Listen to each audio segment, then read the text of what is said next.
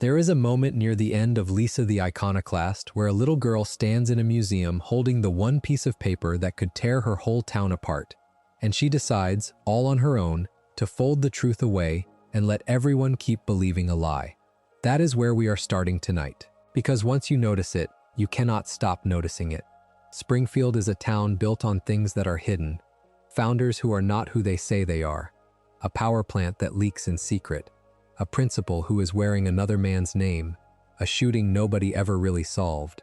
Tonight, on Donudo, we are going through every cover-up the Simpsons ever gave us, the town-sized ones and the small, quiet lies at kitchen tables, one after another, slowly, in the dark. So get comfortable, turn the lights down low, let your shoulders drop, and if you have not subscribed yet, it genuinely does help us keep making these long ones for you. Let us begin at the very bottom, with the biggest lie of all, the one the whole town is standing on. Springfield has a founder, and his name is on everything. There is a statue of him in the town square, sword raised, coat open, looking off towards some noble horizon. Somewhere in the background of a dozen episodes, there is a Jebediah Springfield Elementary. His face is on the seal, his words are in the school books, and the story every child in that town grows up with is a simple, warm one. A brave pioneer named Jebediah Springfield tamed the wilderness, spoke gentle words about the noble spirit within every man, and gave the town its name and its soul. That is the founding myth. In the episode Lisa the Iconoclast, which aired on February 18, 1996, in the 7th season, Lisa sets out to write a little essay in honor of the town's bicentennial, and instead, she pulls the whole thing apart at the seams. What she finds, buried in the Historical Society under the care of a curator named Hollis Hurlbut, is a hidden piece of parchment. On it is a confession. Jebediah Springfield was not a gentle pioneer at all. His real name was Hans Sprungfeld, and he was a murderous pirate, a violent con man who happened to wander into the right valley at the right time. The detail that always sticks with me is the tongue. Sprungfeld's real tongue had been bitten off in a fight, so he wore a prosthetic silver tongue in its place. And at one point in his life, he tried to assassinate George Washington. That is the man the town has been building statues to for 2 centuries. Not a saint. A pirate with a silver tongue who once went for the throat of the first president. The details around the edges of that discovery are what make the episode sing. The town's whole civic religion is stitched together out of Jebediah's supposed wisdom, right down to the motto carved into the founding, that a noble spirit embiggens the smallest man, a line so warm and so meaningless that nobody has ever once stopped to ask what it means. Hollis Hurlbut, voiced with fussy, wounded dignity by Donald Sutherland, is the keeper of all of it, a man who has arranged his entire adult life around a fiction and cannot bear to have it touched. And running underneath Lisa's investigation is a gentle little subplot in which Homer, of all people, is made the town crier, given a bell and a costume, and sent out to announce the bicentennial, so proud of his small ceremonial role that he becomes, briefly, the loudest cheerleader for the very myth his daughter is quietly dismantling. I have always loved that the person most invested in the lie and the person most determined to expose it are sitting at the same breakfast table, and neither one fully understands what the other is doing. And here is the mechanism of it, because this is not a story about a lie somebody told long ago. It is a story about a lie that living people choose to keep. When Lisa first tries to tell the truth, Hurlbut resists her, because his entire career, his entire sense of purpose, is built on Jebediah the hero. He does not want it to be true, so for a while he simply refuses to let it be true. That is the first layer. But then the body is exhumed, and there in the grave is the silver tongue, the one piece of physical proof that cannot be argued away. The pirate was real. The confession was real. Lisa is standing near the courthouse steps, with a bicentennial parade waiting to begin, holding everything she needs to detonate the myth in front of the whole town, and she folds it away. She chooses silence. The reason she gives, and this is where the episode gets genuinely interesting, is that the myth of Jebediah brings out the best in people. When they believe in a noble founder, they act a little more nobly themselves. The lie, she decides, is doing more good than the truth would. So Lisa, The one character on this series who is defined almost entirely by her refusal to let people lie to themselves becomes the last and most important cover-upper in the whole story. She does not just discover the concealment, she joins it. She takes the parchment, and she keeps the secret, and the statue stays pristine, and the parade goes on, and the town never knows. The argument being made, read one way, is uncomfortable and honest at the same time. It suggests that a community might actually run on its shared fictions, that a founding story does not have to be true to be useful, and that the people who guard those stories are not always villains. Hurlbut is not evil. He is a man protecting the thing that gives his town its shape. And Lisa, by the end, understands him, because she has felt the exact same pull. This is the part that gets me, honestly. Lisa could have been the hero who exposes the fraud and gets a round of applause. Instead, she makes the harder, murkier choice, the one adults actually make, and the episode never quite tells you whether she was right. What we actually know, staying strictly with what is on screen, is this. The founder was a fraud, the proof existed, and the truth was buried on purpose by the one person best equipped to reveal it. Springfield's oldest cover-up is not something done to the town from the outside. It is something the town, through Lisa, quietly agrees to do to itself. That is the foundation, literally the founding, that everything else tonight is built on top of. Because once a town has decided its origin story can be a comfortable lie, every other lie gets a little easier to tell. Springfield tells that same kind of lie more than once, because there is a second founding myth, a smaller and uglier one, and it hides inside a holiday. In the 4th season, in an episode called Whacking Day, which first aired on April 29, 1993, we meet a town tradition treated as sacred. Every year, on Whacking Day, the citizens drive snakes into the town square and beat them to death with clubs. It is grotesque, everyone participates, children included, and the way they justify it is with history. They tell each other, and they tell the children, that Whacking Day goes back to 1775, that it is an ancient and honorable custom handed down from the founders, from Jebediah Springfield himself, a piece of the town's proud heritage. It is not. And this is the part that ties it so neatly to Lisa's parchment, because once again the true origin has been quietly painted over. When Bart and Lisa go looking, they find that the noble 1775 story is a complete fabrication. The real Whacking Day was invented much later, in 1924, and it had nothing to do with snakes at all. It began as a pretext, an excuse to beat up Irish immigrants, and the snakes were substituted in afterward to launder the whole thing, to give an ugly act of bigotry a wholesome, folksy cover, so people could keep doing it without having to look at what it really was. A character more or less admits, on screen, that the snake version was a mask for the original Cruelty. The way Bart and Lisa get there is a nice piece of comic detective work in its own right. The official story cannot survive even a moment of real scrutiny, because the 1775 date collides with a Revolutionary War battle the town also claims to have fought, and the whole timeline falls apart the instant anyone lines up the dates. So the children go digging into the actual record, and the truth they surface is small and squalid and entirely human. The rest of the episode plays it lighter than that discovery deserves, sending Bart and Lisa off to rescue the doomed snakes, and, in the joke everyone remembers, recruiting the singer Barry White, whose enormous bass voice turns out to travel through the ground and draw every snake in town up out of the earth toward the loudspeakers. It is a ridiculous image, and I mean that as praise, because it lets the episode land its ugly little history lesson while never once feeling like a lecture. You come for the snakes and Barry White, and you leave having absorbed the idea that a beloved local holiday was built to hurt people. So here is the pattern, arriving for the second time in a row, and I think it is worth pausing on. Springfield does not just have one convenient lie at its foundation. It has a habit. When something in the town's past is shameful or violent, the reflex is not to reckon with it. The reflex is to attach it to Jebediah, to age it back a century and a half, to wrap it in the flag of tradition, and to keep the ritual while burying the reason. The founder's name has become a kind of all-purpose disinfectant. Whenever the town needs to feel good about something it should feel bad about, it reaches for him. The episode resolves in a lighter key than Lisa the Iconoclast does. with Bart and Lisa saving the snakes, and a guest turn from Barry White whose bass voice, it turns out, draws the snakes out of hiding. But under the goofiness, the point is sharp, and I think it is the sharper of the two. Whacking Day is a lie that has become so normalized, the townspeople no longer experience it as a lie. They experience it as heritage.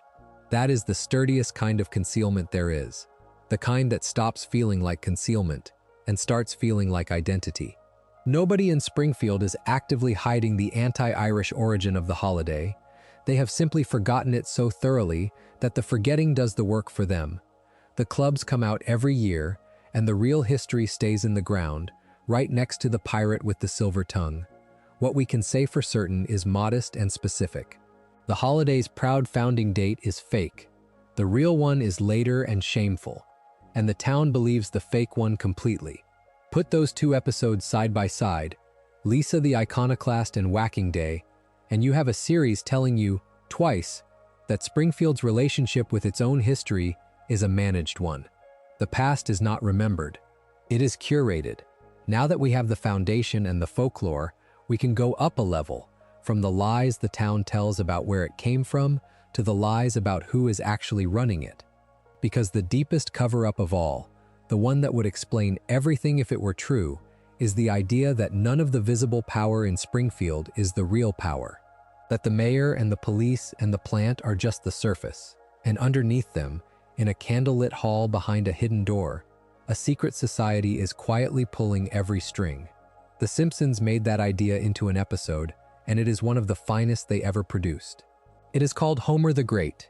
It aired on January 8, 1995, in the 6th season, and it features Patrick Stewart as a man known only as Number One. It starts with Homer noticing that Lenny and Carl have things he does not: better parking, a nicer table, small privileges that seem to follow them around for no reason. He is jealous, and he digs, and he discovers that they belong to a secret order called the Stonecutters. This is an ancient fraternal society, and it turns out Homer's own father Abe is a member, which gives Homer a way in. He is initiated, and once he is inside, we learn what the Stonecutters actually believe about themselves, and we learn it through a song. The song, We Do, is the whole thesis of the chapter in about 2 minutes. The Stonecutters sing about all the things they secretly control. They claim they are the ones who hold back the electric car, the ones who keep the metric system down, the ones who rigged the outcome of an awards ceremony. Every unexplained frustration of modern life, every progress that never quite arrives, every fix that is always in, they cheerfully take credit for it. And the joke, the very sharp joke, is that they are bragging about a conspiracy so total that it explains everything and therefore explains nothing. This is a series doing something clever with the whole genre of secret society paranoia. It lets the fantasy be true, right up until it collapses under its own weight. And it is worth lingering on that song a moment longer, because the writing in it is doing something precise. The Stonecutters do not just claim to run the government or fix the markets, the boring stuff a real conspiracy might want. They boast about controlling the British crown, keeping the metric system down, holding back the electric car, keeping Atlantis off the maps, keeping the Martians under wraps, and, in the line that always makes me laugh out loud, taking personal credit for making a mediocre actor a star.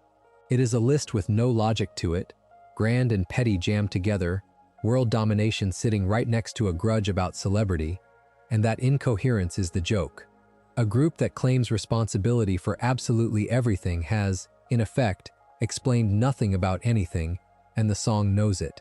The initiation that gets Homer into the room is its own small marvel of ritual nonsense, all paddles and robes and solemn nonsense words, the machinery of belonging dressed up as the machinery of power. Because here is what happens next, and it is the reason this is a cover-up story and not just a parody. Homer, being Homer, destroys the society's sacred parchment by using it more or less as a napkin, a grave offense, and he is set to be run out of the order in disgrace.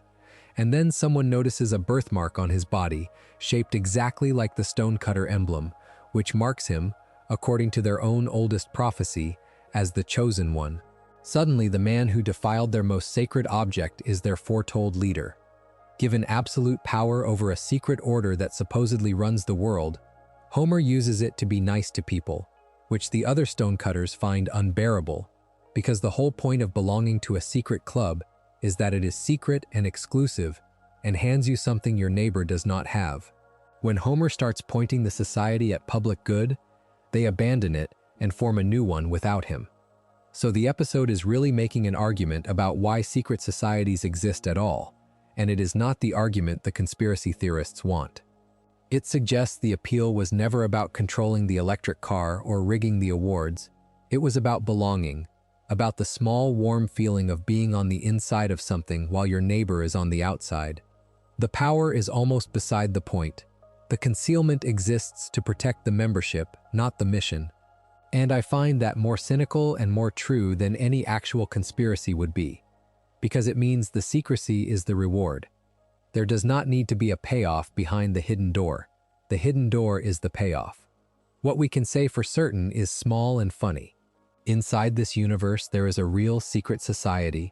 It really does claim to run things behind the scenes, and its power turns out so undirected that the moment someone tries to aim it at something useful, the whole thing dissolves.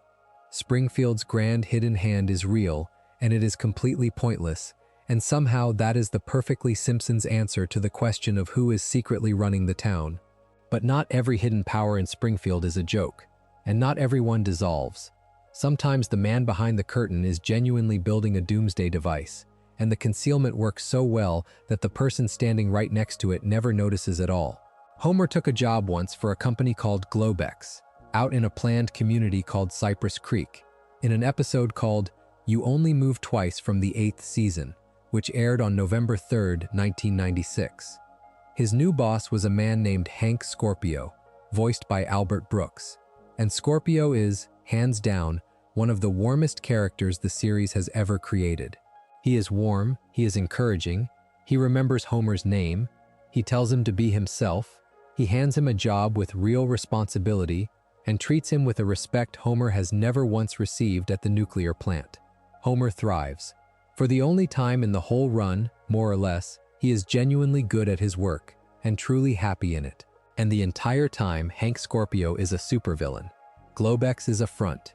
Cypress Creek, the pleasant company town with the good schools and the beautiful house Homer's family cannot quite adjust to, is the operational base for a plan to hold the world hostage. Scorpio is a parody of the classic spy movie mastermind, the Blofeld type, complete with a doomsday device and a threat delivered to the United Nations. And there is a whole action movie plot unfolding. Government agents storming the facility, the works, running in the background of what Homer experiences as simply the best job he ever had. That is the cover-up, and it is a strange and brilliant one because it is not aimed at Homer at all. Scorpio never lies to him. Homer just never notices. The concealment is not active deception. It is Homer's total, blissful obliviousness to the fact that his kind, encouraging mentor is a monster. The thing the episode is softly saying, and it says it with a real ache under the comedy, is that the villainy and the kindness are not a contradiction. Scorpio is a good boss and a bad man at the same time, and the two do not cancel out, and Homer has to choose between them without ever fully understanding what he is choosing between.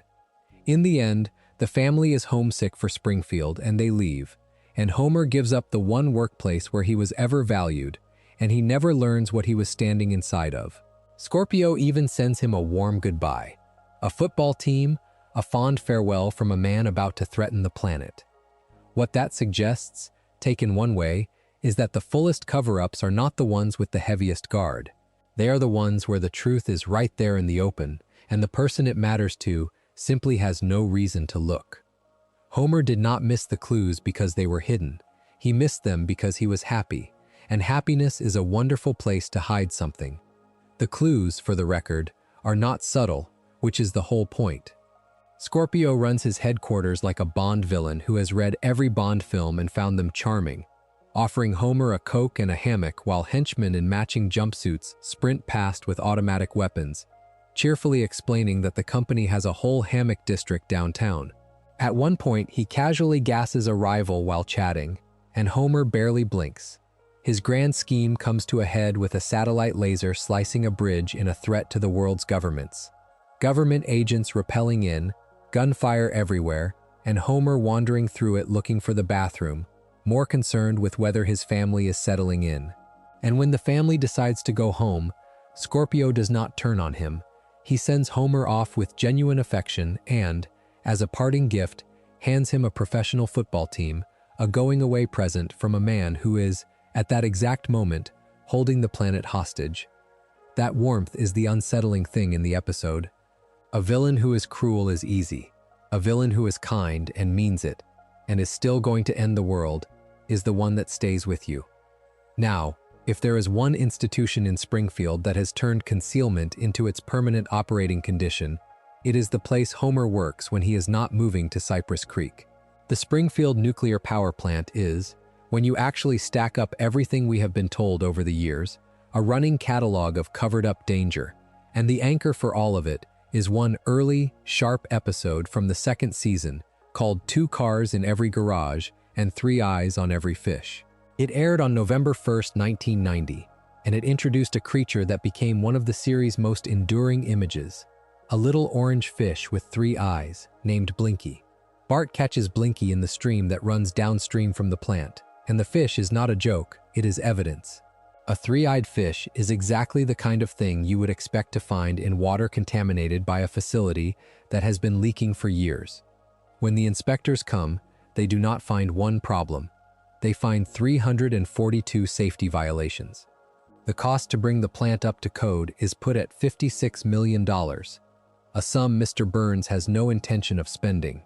So Burns does what powerful men in these stories always do when the truth becomes expensive. He does not fix the plant. He tries to change the rules. He runs for governor, against the incumbent Mary Bailey, on a platform designed to gut the very regulations that would force him to clean up his own mess. The concealment, in other words, scales all the way up to an attempt to seize political control of the state so the violations can simply be legislated out of existence. What undoes him is among the sweetest scenes in early Simpsons, and it belongs to Marge. Burns arranges a folksy campaign dinner at the Simpson house, a photo opportunity to show the voters what a regular, down-to-earth fellow he is. And Marge, quietly furious the whole time, serves him the mutant fish. She serves him Blinky, on a plate, on live television. Burns takes a bite and spits it out on camera, in front of the entire watching state, and his campaign dies right there at the dinner table. The lie is defeated not by an inspector or a court, but by a woman refusing to let a powerful man pretend the poison on his conscience is not real. I love that the win goes to Marge. The whole apparatus of state regulation could not stop Burns. A homemaker with a serving dish did. Everything around that dinner is worth savoring, because the episode understands exactly how a cover-up gets dressed up for the cameras. Blinky first reaches the public through a local reporter poking around the stream, and once the fish becomes front-page news, Burns cannot simply make him disappear, so he pivots to controlling the story instead. He hires a small army of image consultants, films a slick campaign spot that tries to recast the 3-eyed fish as a friendly evolutionary marvel rather than a warning sign, and sets out to buy the one office that could neuter the inspectors for good. The staged supper at the Simpson house is the final move, a piece of pure political theater, the powerful man performing folksy ordinariness in a working family's kitchen while the cameras roll. And it is that theater, not the science and not the law, that Marge detonates, simply by placing the truth on a plate and letting the man eat it in front of everyone. For a show that is often accused of cynicism, there is something almost tender in its insistence that the person who finally stops Burns is the quiet one nobody was watching. But here is the sobering part, and it is the through line for everything the plant ever does. Those 342 violations do not really get fixed. Burns loses the election, sure, but the plant keeps running, and over the following decades we keep being shown, almost casually, just how unsafe it is. This is the institution's permanent cover-up, and it is worth pausing on, because it is the connective tissue under so much of Springfield. Consider the details dropped over the years about how that plant actually operates. There is a plutonium rod used as a common paperweight, sitting on a desk, holding down papers. There is a crack in a cooling tower plugged with a wad of chewing gum. Pipes leak, Monitoring stations at Sector 7G sit unmanned because the man assigned to watch them is asleep or eating or simply gone. There are rats in the corridors and drums of waste stacked in careless places. Any one of these, in a real facility, would be a scandal that shut the whole thing down. In Springfield, they are the normal Tuesday. And the reason they persist is the same reason the original violations were never fixed. Burns bribes the inspectors, evades the oversight, buries the paperwork, and the town, which depends on the plant for its jobs, mostly agrees not to look too hard. That is the definition of an institutional cover-up, and it is different in kind from the personal lies we will get to later. Nobody at the plant is keeping a single dramatic secret. Instead, there are 1,000 small concealments, a culture of not reporting, an entire organization built around the principle that it is cheaper to hide the danger than to fix it. And the story keeps returning to it, always with the plant on the edge of meltdown, always with catastrophe one loose gumwad away, because the joke only works if the underlying negligence never gets resolved. Springfield lives, permanently, next door to a disaster everyone has quietly agreed to pretend is under control. The plant is the town's whole psychology in miniature. Keep the jobs, keep the lights on, and do not, under any circumstances, exhume the fish. The reason the negligence never resolves is baked into the incentives of everyone who could report it.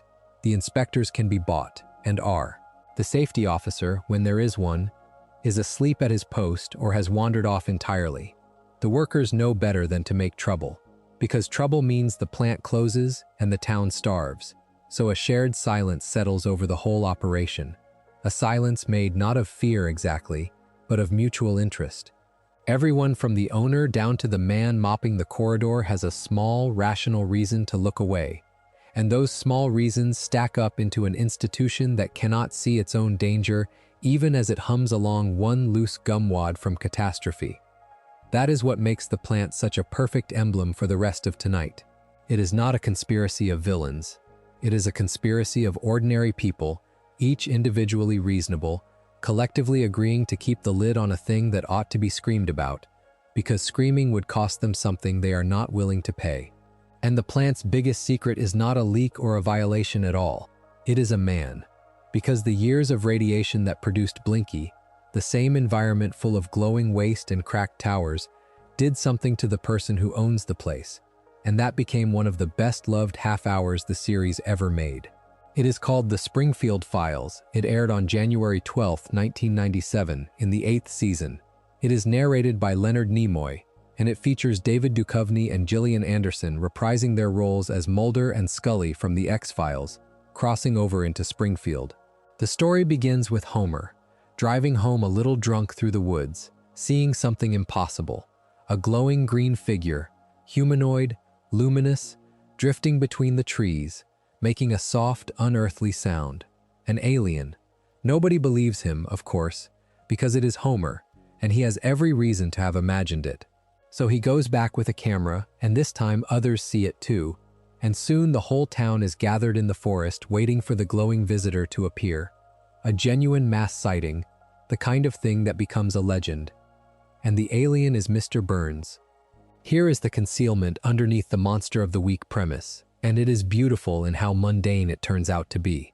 Burns, at his tremendous age, undergoes regular life extension treatments to keep himself alive, and these leave him disoriented, glassy, shuffling.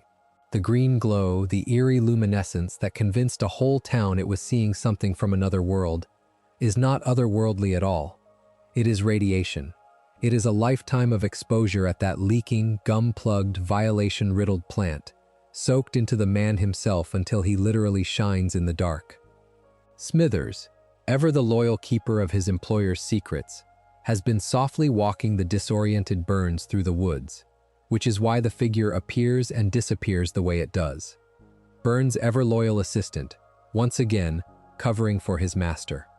What stays with me about this one is the layering.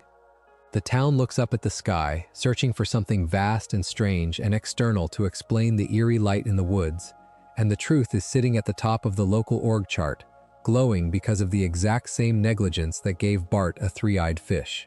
The alien and the mutant fish are the same story. Both are the plant, made visible. The suggestion, taken one way, is that we are always more comfortable believing in a distant, exotic conspiracy than in the boring, local, corporate one that is actually poisoning us.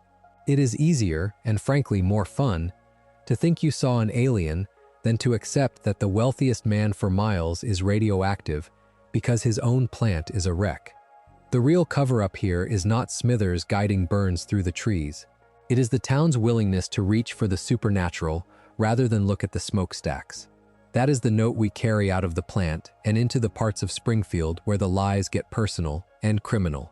The town's most persistent criminal is not a mob boss or a corrupt politician. It is a former children's television sidekick with a beautiful voice and a talent for framing innocent people. And the first thing we ever learn about Sideshow Bob is that he is a cover-up artist. His debut comes way back in the first season, in an episode called Krusty Gets Busted, which aired on April 29, 1990. Kelsey Grammer voices him, and the crime that launches his entire career of villainy is an elaborate frame job. Somebody robs the Quick E-Mart, and the robber, on camera, is unmistakably Krusty the Clown. Krusty is arrested, disgraced, his show taken from him, and Bart, who idolizes him, refuses to believe it. He is right to, because the robber was not Krusty. It was Sideshow Bob, wearing the makeup and the costume, committing the crime as his own boss, so Krusty would take the fall and Bob could inherit the program. It is concealment with a purpose, a man erasing himself and painting his identity onto someone else. And the way Bart and Lisa unravel it is honestly good detective work for a kid's cartoon. The robber read a magazine, but Krusty is functionally illiterate. The robber used the store's microwave without a second thought, but Krusty wears a pacemaker and could not go near one. And when the fake Krusty had been in the Simpson home earlier and Homer stomped down hard on his feet, the man did not react, because Krusty has big clown feet and would have felt nothing. But the impostor had normal feet under enormous shoes and simply hid the pain. Bart puts it together live on the air and pulls off the disguise, and there is Bob, unmasked in front of the audience. What gives the frame its bitter logic is everything we learn about Bob's life as a sidekick. For years he has been the silent, dignified straight man to a vulgar clown, absorbing pies to the face, getting shot out of cannons, standing there in his enormous shoes while Krusty soaks up the love of every child in Springfield. Bob is a cultured man, a lover of fine wine and theater, trapped in a job that exists only to humiliate him, and the robbery is his attempt to trade up, to erase the buffoon he has been forced to play and inherit the empire he believes he actually deserves. It is telling that his very first crime is an act of identity theft, because that is the wound the whole character keeps circling back to, the conviction that his real self has been buried under someone else's makeup. And the fact that a 10-year-old sees through it, live, on air, in front of the very audience Bob was trying to win, is a humiliation so complete that you can almost trace every future scheme back to that single unmasking. That single frame-up is the seed of everything Bob becomes. His entire subsequent life, all the schemes and the parole hearings and the vendetta against the child who exposed him, grows out of a cover-up that failed. And I think the reason Bob works so well as a recurring villain is that he is always, at bottom, doing the same thing he did in that first episode. He is a man who believes he deserves a better identity than the one he has, and who keeps trying to acquire one by force or fraud. Every Bob plot is, in some sense, a concealment of who Bob actually is. The next great criminal secret is not one man but an entire organization the town has decided to live alongside.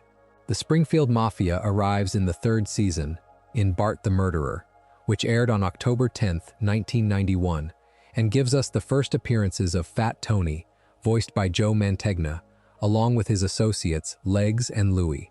Bart, of all people, ends up bartending at a place called the Legitimate Businessman's Social Club, which is exactly the kind of name that tells you it is a mob front.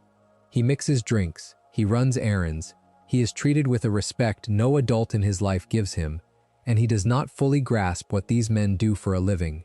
Then Principal Skinner goes missing.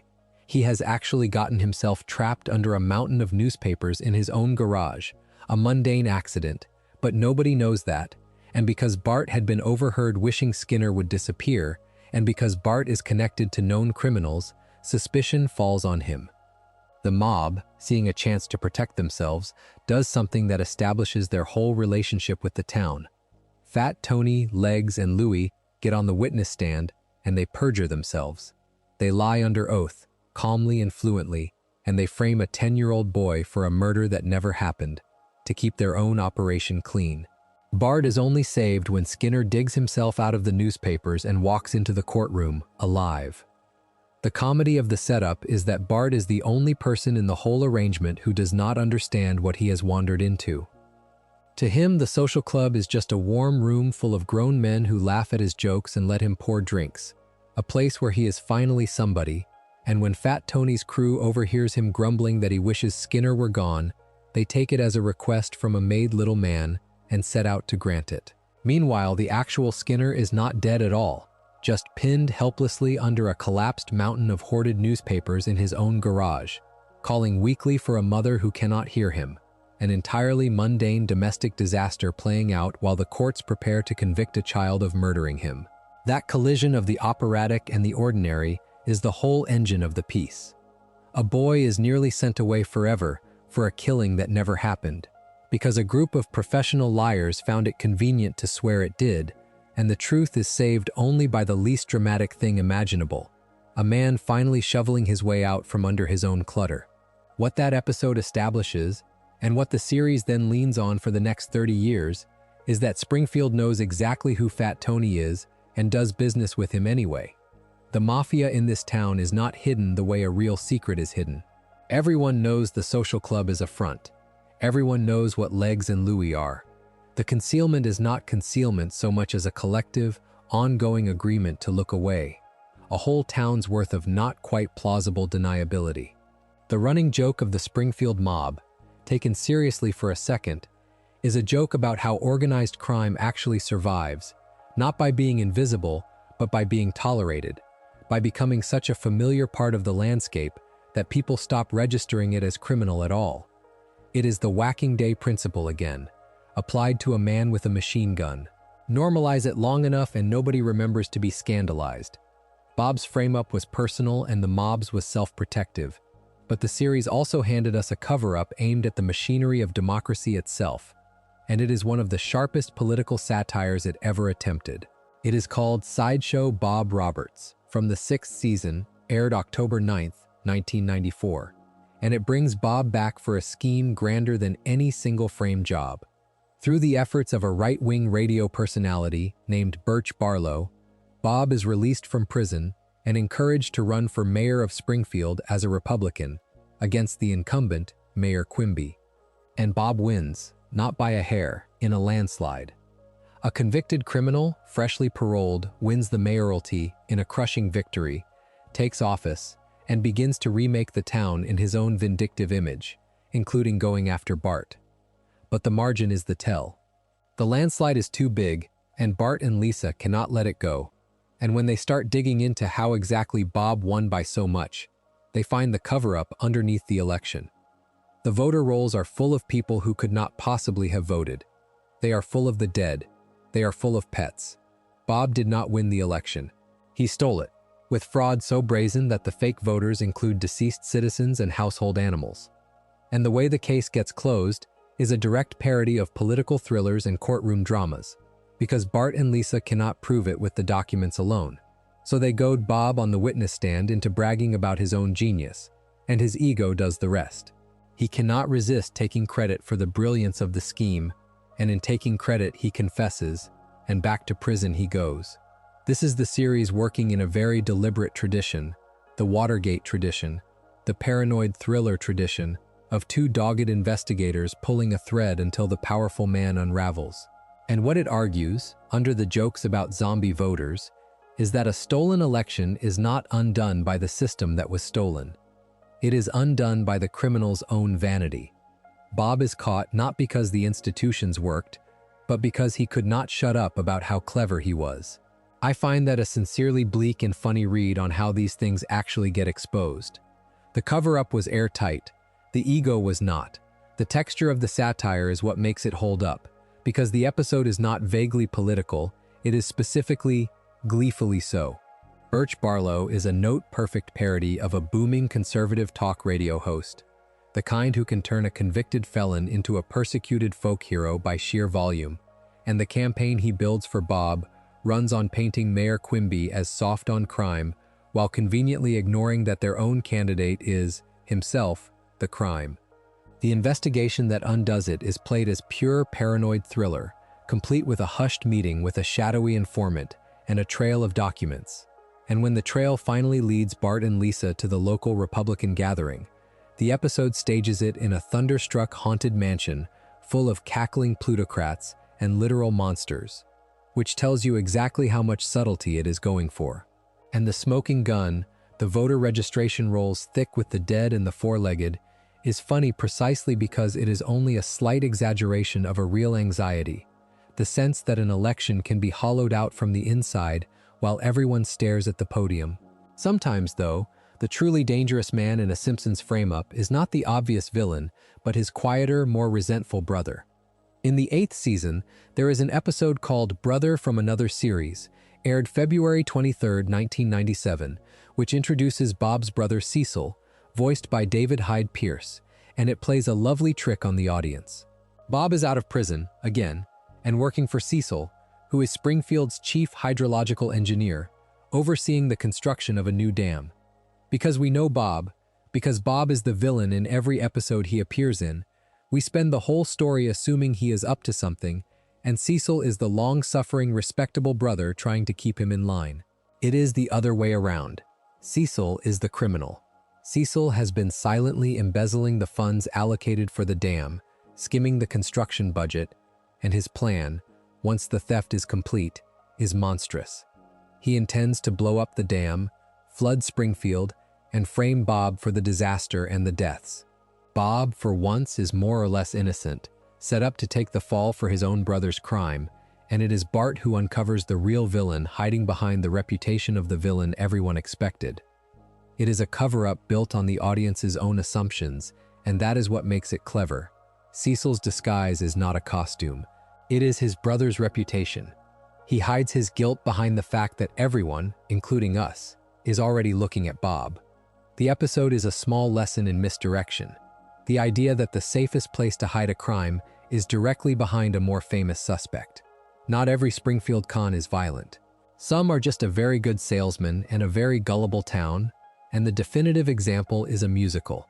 Marge vs. the Monorail comes from the 4th season, aired January 14, 1993, written by Conan O'Brien, and it features the con man Lyle Lanley, voiced by the late Phil Hartman. It begins with a cover-up of its own, because the reason the town has money to waste is that Mr. Burns was caught illegally dumping nuclear waste, hiding barrels of it behind a tree, and was fined $3 million for it.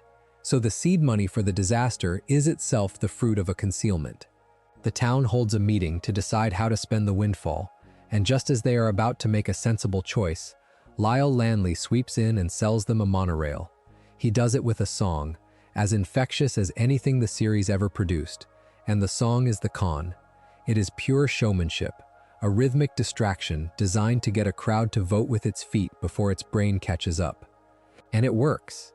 The town commits its money to a cheap, shoddy monorail built by a man who has no intention of standing behind it, because Lanley is not a first-timer. He has run this exact scam before, in other towns, and the concealment at the center of the episode is the trail of wreckage he has left and papered over. Marge, suspicious in the way only Marge is, goes looking, and she finds North Haverbrook, a town Lanley conned before, its own ruined monorail rusting, and a man named Sebastian Cobb, who was so broken by the experience that he had essentially gone into hiding.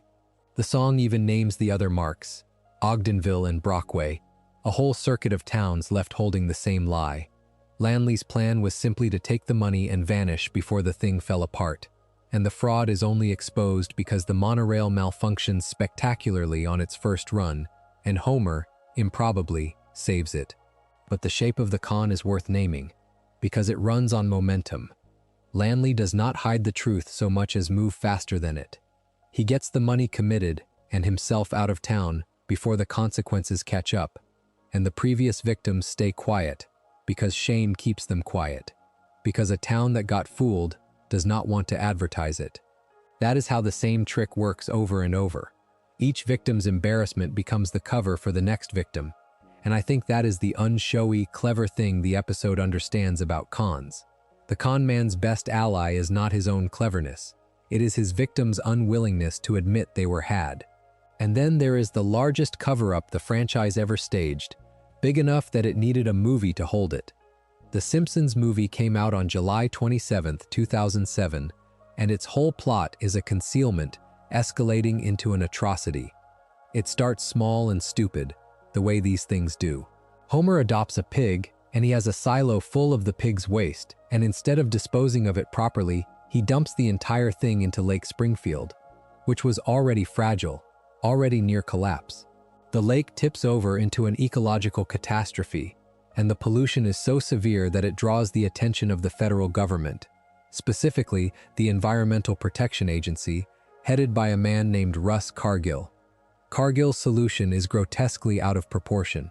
He persuades the president to seal the entire town of Springfield under a giant glass dome, cutting it off completely from the outside world, trapping everyone inside with the disaster. And then, when the trapped town starts to claw its way toward the truth of who is responsible and how far the agency has overreached, Cargill makes the leap that turns a containment operation into a cover-up in the fullest sense. He decides the cleanest way to bury the evidence of his own conduct is to destroy Springfield entirely, to detonate a bomb and erase the town and everyone in it, so there is no town left to tell the story. The lie is no longer about hiding a leak. It is about eliminating every witness by eliminating the witness's entire world. Homer and Bart stop him, of course, and the town survives. But the film pushes the series' favorite institutional joke to its logical and darkest extreme. Every episode has an authority that would rather conceal than fix. A plant that hides its violations. A mayor who buries his corruption. A founder whose crimes are painted over. The movie simply asks what happens when that instinct, the instinct to make the problem disappear rather than solve it, is handed to someone with a dome and a bomb and no conscience at all. The answer is that the cover-up stops being about protecting a reputation and starts being about protecting a secret at the cost of the people who know it. It is the plant's permanent negligence, scaled up until the negligence itself becomes the murder weapon. The film gets you to that dark place by starting about as light as the franchise can go, with Homer falling head over heels for a pig, dangling it from the ceiling and singing a nonsense anthem to it that lodged itself in a generation's skull for no defensible reason. That silliness is the bait. By the time the dome comes down over the town and the neighbors Homer has doomed turn into a torch-bearing mob at his door, the tonal ground has shifted under you without your quite noticing, and Cargill has gone from a mildly officious bureaucrat to a man calmly proposing to erase a city to protect his paperwork. There is a chilling little gag where he offers the president a choice of 5 envelopes and lets a man too incurious to read them pick the option that dooms everyone, which is the movie's whole thesis about how atrocities actually get approved, not through malice at the top but through incuriosity, a powerful person waving through a decision he cannot be bothered to understand.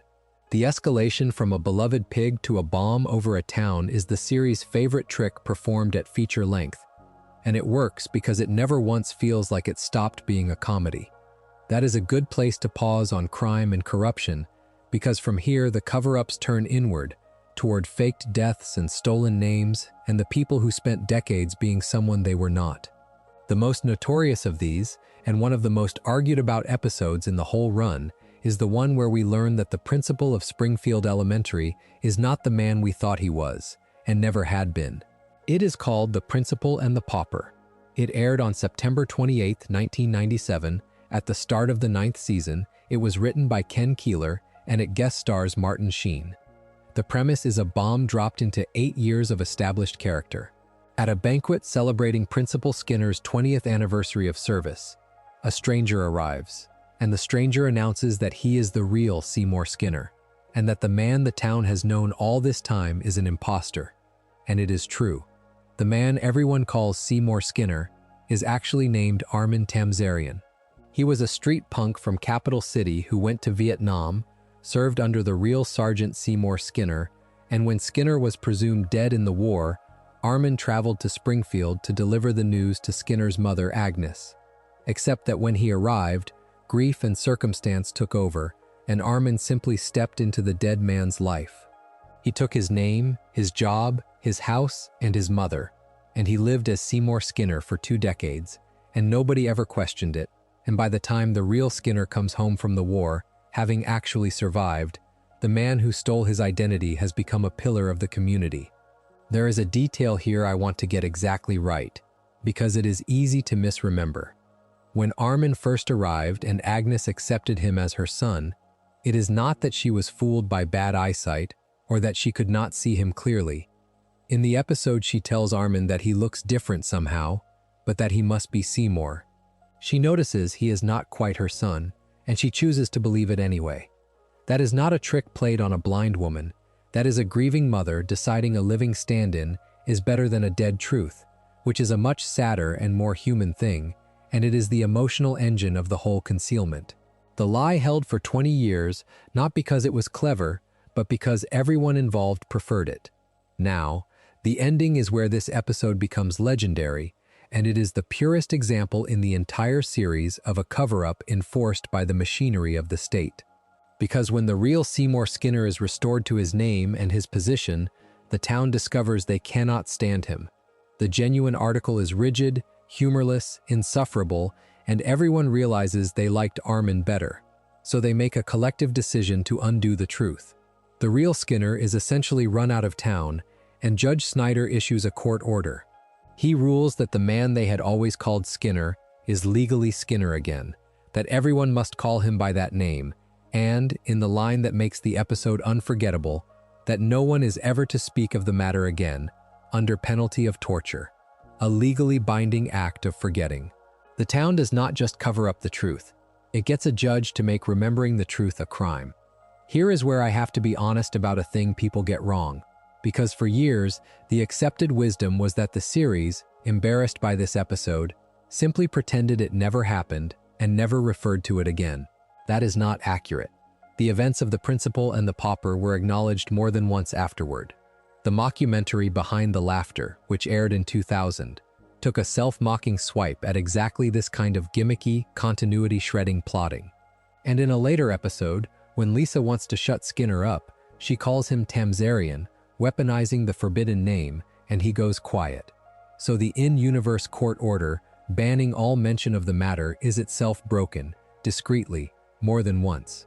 There is a lovely irony in that. The cover-up was supposed to be permanent and total, enforced under penalty of torture, and the writers themselves could not fully keep the secret. What the episode is really about, taken one way, is the unsettling idea that identity is a role the community agrees to let you play. Armin was never Seymour Skinner, but he did the job of Seymour Skinner so completely, for so long, that the town decided the name belonged to him more than to the man who was born with it. The concealment at the end is not really protecting Armin. It is protecting the town's comfort, its unwillingness to have its reality rearranged, and the fact that they need a judge to enforce it tells you everything about how fragile that comfort is. A truth that has to be banned under penalty of torture is a truth everyone is afraid might resurface. The lie is law now, but only because the law is the only thing strong enough to hold it down. The staging of that ending is worth picturing, because it is where the episode turns its outrageous premise into something almost mythic. The real Seymour Skinner, restored and vindicated, is so unbearable, so brittle and superior, that the town physically rejects him, and in a beat that is somehow both slapstick and chilling, the genuine article is tied to a chair and shipped out of town on a passing freight train, literally railroaded out of his own life so the counterfeit can have it back. Agnes, who spent the whole episode with her true son returned to her, chooses Armin in the end too, which lands the sharpest blow of all, because it means even a mother would rather keep the comfortable stranger than the difficult real thing. And then Judge Snyder makes it law, decreeing that the man is Skinner, that the name is settled, and that any further mention of Armin Tamzarian is punishable, and the town exhales and simply resumes, the machinery of denial locking back into place with a court's blessing. It remains, for my money, the frankest thing the series ever said about how communities decide what is true, which is that they mostly decide based on what is convenient. A stolen identity kept for 20 years is one kind of buried past. A parent who lets you believe they are dead is another, and the series handled that one with a tenderness it usually reserves for its very best work. It is called Mother Simpson. It aired on November 19, 1995, in the 7th season, and it guest stars Glenn Close as Homer's mother, Mona. For Homer's entire life, he has believed his mother was dead. His father, Abe, told him she died, and Homer grew up with that grief, that hole, the sense of a mother gone before he could really know her. It is one of the load-bearing sadnesses of the character, and it is a lie. Abe told it to him and maintained it for 27 years. Mona Simpson is alive. What actually happened is that back in 1969, Mona was part of a group of activists who broke into one of Mr. Burns' facilities, a germ warfare laboratory, and sabotaged it, and in the aftermath, she became a wanted fugitive. To protect her family from the fallout, and to protect herself from prosecution, she went underground, disappeared into a life on the run, and Abe made the choice to tell his son she was dead rather than tell him his mother was a fugitive who had chosen to vanish. He decided a clean grief was kinder than a complicated absence. The episode brings her briefly back into Homer's life, this whole hidden history surfacing at once, decades of it. And for a little while, Homer has his mother again. And then Burns, who never forgets a grudge, recognizes her and sicks the authorities on her, and she is forced to run once more, to disappear again to keep herself and her family safe. The ending, with Homer sitting alone on the hood of his car looking up at the stars after she is gone, is one of the quietest and most affecting the series ever did. There is no joke to close it. Just a man who got his mother back for a day and lost her again. The flashback that fills in her history is one of the warmer pieces of world-building the series ever attempted. In 1969, Mona is an ordinary young mother who drifts into the counterculture and ends up joining a small band of activists targeting one of Burns's more monstrous ventures, a germ warfare laboratory. Their act of sabotage is played, beautifully, as an inversion of the usual terror, an antibiotic device that detonates and kills all the germs, in the process accidentally curing the asthma of a young security guard who turns out to be a pre-plant Clancy Wiggum. It is a lovely little joke with a real point underneath it, that Mona's crime was, in its way, an act of healing, and that the thing that made her a fugitive for life was opposing a man who manufactured disease for profit. That is what makes Abe's lie so complicated. He was not covering for a monster. He was covering for someone whose only sin was being on the losing side of a fight with the town's most powerful man, and paying for it with her whole life, and her son's. What lingers for me about this one, in the run of everything tonight, is that it is a cover-up told from the inside of the grief it caused. Abe's lie was not corrupt or self-serving the way Burns's lies are. He believed he was protecting his son, but the cost of that protection was that Homer spent 27 years mourning a woman who was alive and, in her way, thinking of him. The suggestion, if you take it that way, is that even the kindest cover-up has a victim, and the victim is usually the person the lie was meant to spare. Homer was not protected by the belief that his mother was dead. He was robbed of her twice, once by her disappearance, and once by the story that turned that disappearance into a death. And the person who told the story loved him. That is the part that lingers. Sometimes, though, the buried past is not a person but a crime, and the crime is stashed in a strongbox with a war on top of it. In the 7th season, there is an episode with a wonderfully long title, Raging Abe Simpson and His Grumbling Grandson in The Curse of the Flying Hellfish, which aired on April 28, 1996, and it reaches back into Grandpa's service in the Second World War to unearth a 50-year-old concealment. During the war, Abe's squad, a unit calling itself the Flying Hellfish, looted a set of priceless paintings from a German castle. They stole art, in other words, the way soldiers sometimes did, and to manage the spoils they made a pact. They formed a tontine, an arrangement where the treasure is locked away and the last surviving member of the group inherits the entire thing. Decades pass, the members die off one by one, and by the present day only 2 are left, Grandpa Abe and Mr. Burns. And Burns, being Burns, does not intend to wait for nature.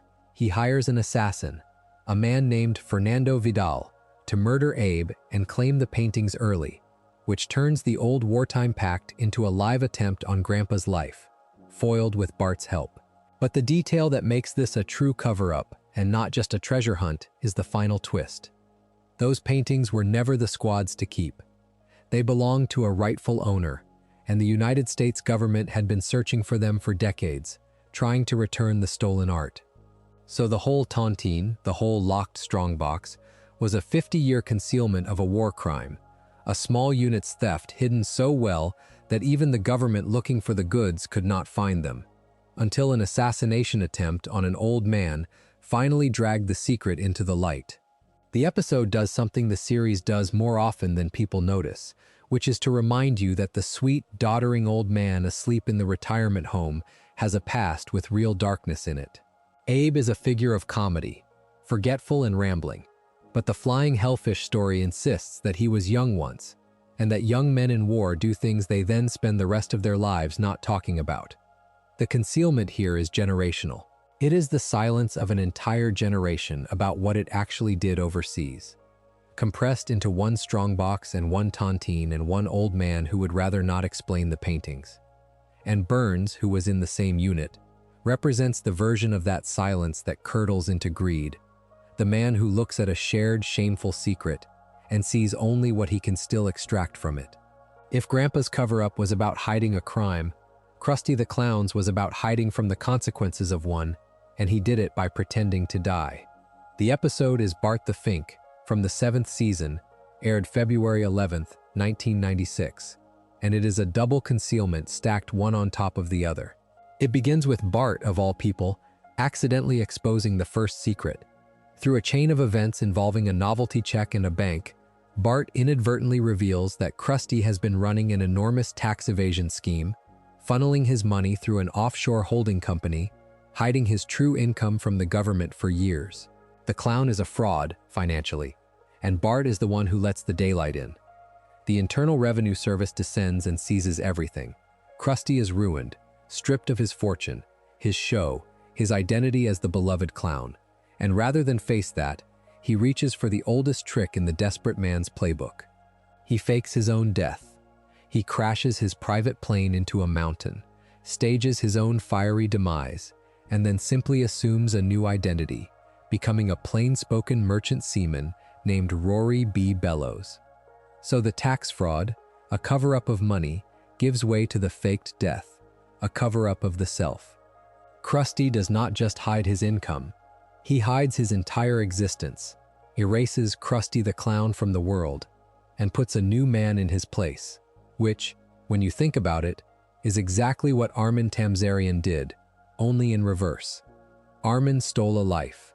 Krusty abandoned one.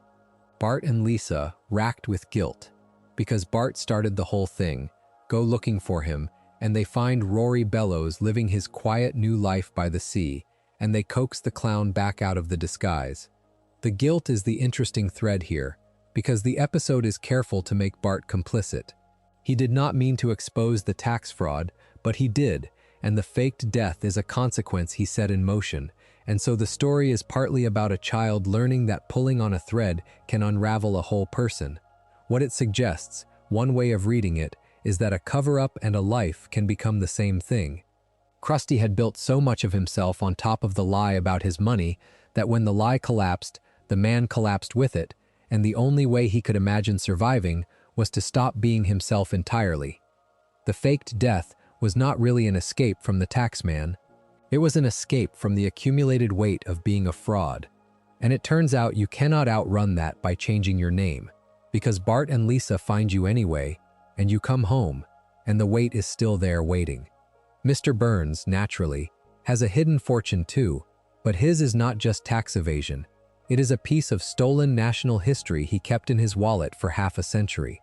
The episode is The Trouble with Trillions, from the 9th season, aired April 5th, 1998, and the secret at its center is delicious. Back in 1945, President Truman had a single $1 trillion bill printed, a one-of-a-kind note, to be sent to Europe as part of rebuilding the continent after the war. It was entrusted to a reliable, patriotic Springfield industrialist to transport. It was entrusted to Mr. Burns, and it never arrived in Europe. Burns simply kept it, tucked the single most valuable piece of currency ever printed into his own wallet, and said nothing for over 50 years. The plot kicks in when the government catches wind that the missing trillion might be in Burns's possession, and they lean on Homer, threatening him over his own tax situation to go undercover and get close to Burns and recover the bill.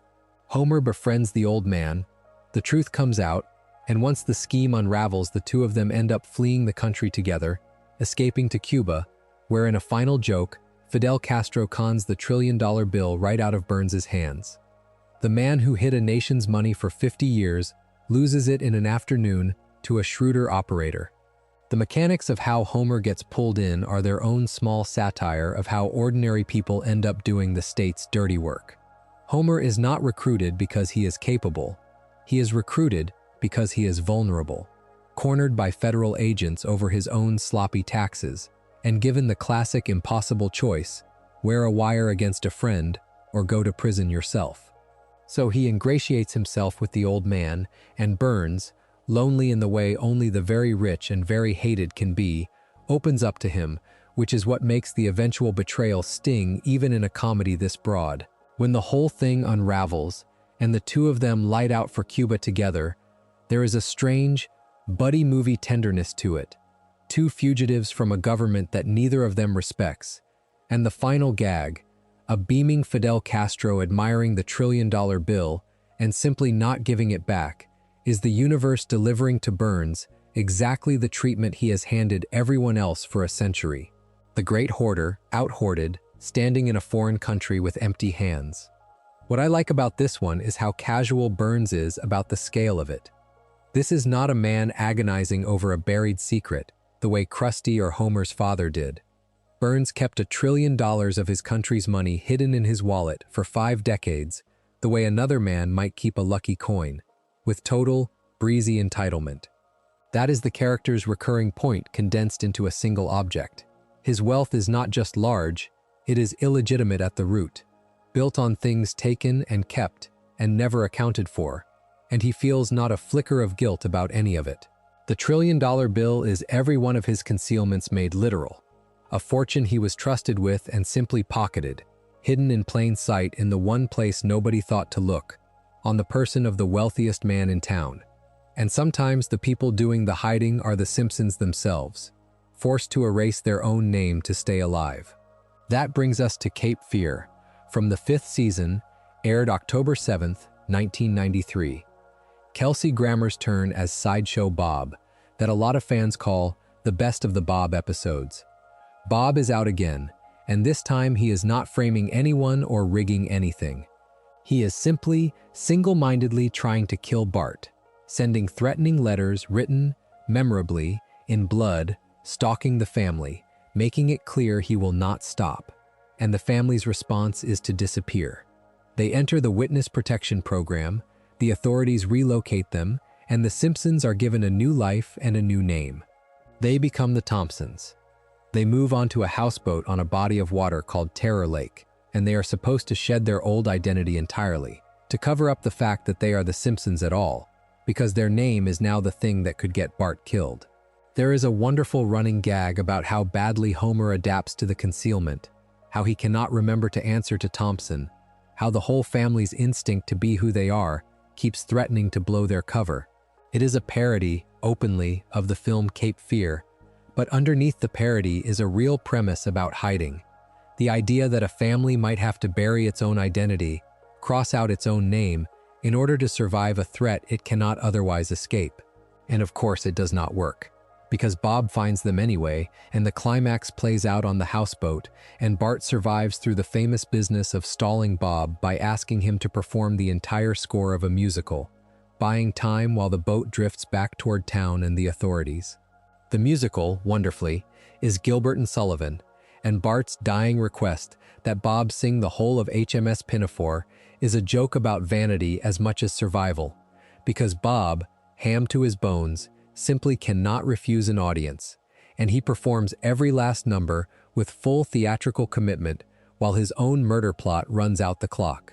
This is the same episode that gives us the immortal run of Bob stepping on a row of rakes, one after another, each handle swinging up to smack him in the face, his groans of pain stretching a simple sight gag so far past the point of comedy that it loops all the way back around into being funny again.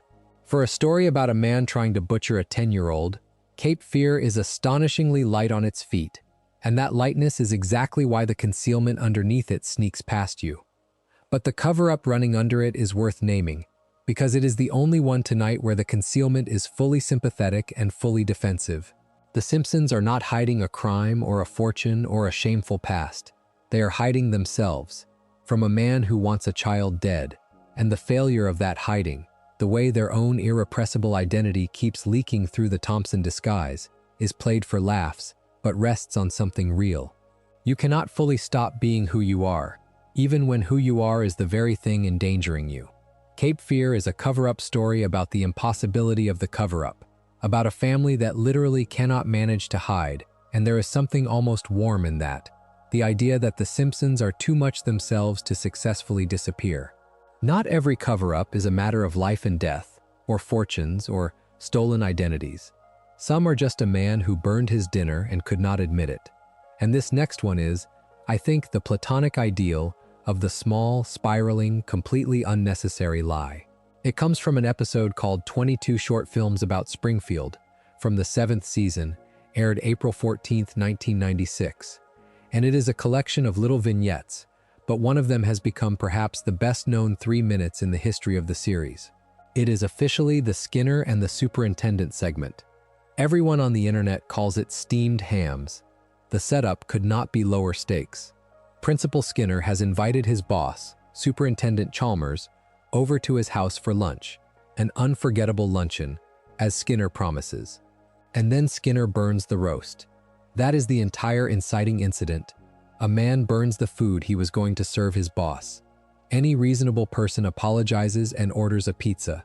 Skinner instead sets off on a chain of escalating lies that grows more absurd and more precarious with every passing second.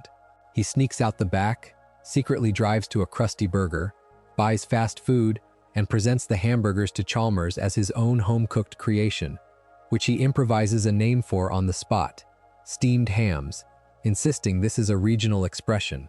Chalmers, reasonably, questions why he would call hamburgers steamed hams, and Skinner has to invent a whole folk etymology on the fly.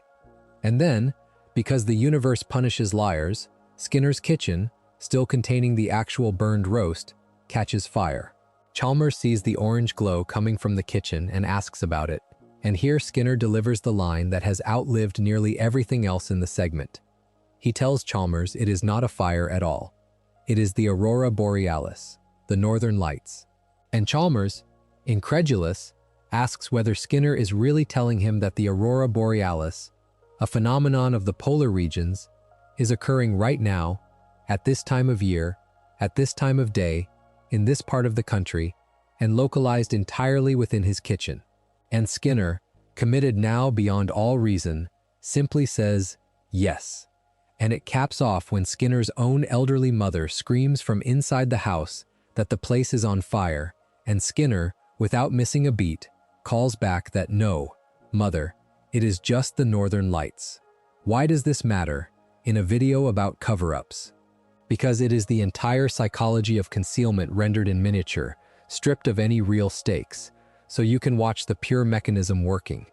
Every single lie Skinner tells is worse than the truth.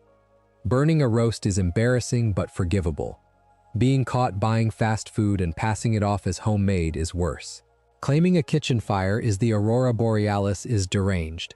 And yet Skinner keeps choosing the bigger lie every time, because that is what the covering up mind does. It never weighs the lie against the original sin. It only ever weighs the lie against being caught in the last lie. Each concealment exists to protect the previous concealment, and so the whole structure grows upward, story by story, long after the thing at the bottom stopped being worth hiding. Steamed Hams is a documentary about how every cover-up in this video actually feels from the inside. Nobody sets out to claim a fire is the northern lights. You just take one small step past the truth, and then you have to defend that step, and then you have to defend the defense, and by the end you are lying to your own mother while your house burns down around you and you cannot even remember why. It is one of the best things the series ever did, and it is about a burnt lunch. And in a fitting twist, this tiny throwaway segment went on to have a second life its writers could never have planned, becoming an endlessly reworked piece of comedy on the internet, sliced apart and reassembled and reinterpreted thousands of times by people who have every syllable memorized. A 3-minute bit about a man lying over a bad roast outgrew the episode that contained it, which is its own small joke about hidden things, a fragment buried in an anthology of vignettes, turning out to be the treasure everyone eventually dug up. From a man lying about a fire to a man lying about his entire private life. In the 7th season, there is an episode called A Fish Called Selma, aired March 24, 1996, and it belongs to the great Phil Hartman as the washed-up actor Troy McClure. Troy is a fading star, and his career has been all but killed by a persistent rumor, an urban legend that follows him everywhere, involving a strange and unsavory fixation with fish. The specifics are left deliberately vague and never confirmed, but the point is that Troy's reputation is radioactive, and his agent tells him what he needs is respectability, a wholesome public image, and the fastest route to that is a marriage. So Troy stages 1. He marries Selma Bouvier, Marge's chain-smoking, gravel-voiced sister, and the marriage is a fabrication from the first day, a public relations cover-up designed to make Troy look normal and revive his career. In the old Hollywood sense, Selma is a beard, a fake spouse hiding an inconvenient truth about a star, and the concealment actually works, for a while. The fake marriage rehabilitates Troy's image, the career revives, the offers come back. The trouble is that Selma slowly realizes the whole thing is a performance, that Troy does not love her, and the breaking point comes when the discussion turns to having a baby, and Troy reveals that he wants a child not out of any desire to be a father, but as the next stage of the image rehabilitation, a further prop in the ongoing publicity campaign. And Selma, to her enormous credit, walks away. She decides she would rather be alone and honest than be the permanent set dressing in a man's cover-up of himself. What makes this one sting, in a good way, is that Troy is not a villain. Hartman plays him with such warmth and such transparent neediness that you understand exactly why he does it. He is drowning, professionally, and the lie is a life raft. But the episode is very clear-eyed about the cost, and it puts the cost on Selma, on the person recruited into the fiction. That is the pattern we keep hitting tonight. The concealment has one operator and one victim, and the victim is usually not the public being deceived, but the individual pulled in close to help maintain the deception. Selma believed, for a little while, that she had a marriage. She had a role in a press release. A Fish Called Selma is about the loneliness of being someone else's alibi, and the small heroism of refusing to keep playing the part once you understand what the part actually is. There is a detail in the middle of it that I always come back to, which is how briefly the lie actually works before it starts to rot. For a stretch, the fake marriage is a genuine success, the offers flooding back. Troy handed the lead in a big-budget picture, his name rehabilitated overnight by the simple magic of a wedding ring. Hollywood, the episode suggests with a straight face, does not care what you are, only what you appear to be, and a respectable-looking marriage will paper over almost anything. But the thing about building a life on a performance is that you have to keep performing, and the moment Selma realizes the affection she is receiving is scripted, that even the idea of a child is being weighed as a career asset rather than wanted, the whole structure loses its meaning for her. She could have stayed. Plenty of people do stay inside comfortable fictions for the security of them. That she walks away instead, back into her lonely apartment with her cigarettes and her iguana, is the episode insisting that some people would genuinely rather be truthfully alone than falsely accompanied, and treating that choice as the dignified one. The next cover-up is one a man keeps not to save his career, but to keep his entire life in the country he has made his home. It is much Apu About Nothing, from the 7th season, aired May 5, 1996, and it centers on a secret Apu Nahasa Pima Pedalon has been carrying for a very long time. Springfield, whipped up by a spike in local anxieties, gets behind a ballot measure called Proposition 24, a harsh anti-immigrant law that would deport undocumented residents. And the crisis forces Apu to reveal something he has hidden for over 2 decades. He is an undocumented immigrant. His student visa expired more than 20 years earlier, and he simply stayed, built a business, became a fixture of the town, all while his legal status gradually lapsed and he told no one. Faced with deportation, Apu at first tries to double down on the concealment. He obtains a fake passport from Fat Tony, the mob being, as ever, the town's one-stop shop for illicit documents, and he tries to pass as a natural-born American, even adopting an exaggerated American accent and manner to sell the disguise. But the guilt eats at him. He cannot stand pretending to be something he is not, erasing the India he came from in order to stay. And he destroys the fake passport and decides to do it the honest way. He studies, he takes the citizenship test legitimately, and he passes, becoming a genuine American citizen, and the Simpsons help him through it. The cover-up, in the end, is one he chooses to abandon rather than one he is caught in. I find this one subtly moving and more pointed than it first appears, because the secret Apu was keeping was not shameful the way a crime is shameful. He had done nothing wrong except overstay a visa and build a good, industrious life. The thing he had to hide was simply the precariousness of his own belonging. The fact that the town he served every day at the Quickie Mart could turn on him and cast him out if it learned the technicality of his status. And the episode makes a quiet argument about how many people live inside exactly that kind of cover-up, not hiding a sin but hiding a vulnerability, keeping quiet about a status that others could weaponize. Apu's relief when he can finally stop hiding, when he can be a citizen out in the open, is the emotional payoff. And it lands because we have watched him carry the secret for the whole half hour. This is a cover-up that ends not in exposure or disaster, but in the rare thing, a person getting to stop lying and simply belong. Then there are the cover-ups that happen inside a family, at the level of a marriage, and the series did one of its most honest ones in an episode about gambling. Its title is stylized with a $sign in place of the S in Springfield, and it carries the subtitle, How I Learned to Stop Worrying and Love Legalized Gambling. It comes from the 5th season, aired December 16, 1993. Springfield, chasing revenue, legalizes gambling, and Mr. Burns opens a casino. And while a lot of the episode is about Homer becoming a blackjack dealer, and about Burns descending into a reclusive, germ-fearing Howard Hughes-style hermit behind the walls of his own casino, the cover-up at its center belongs to Marge. Marge discovers the slot machines and she develops a gambling addiction and, crucially, she hides it.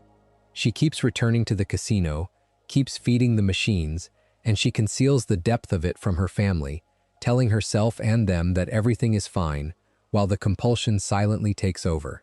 The cost of the secret is paid, as it so often is, by the person least able to protect herself.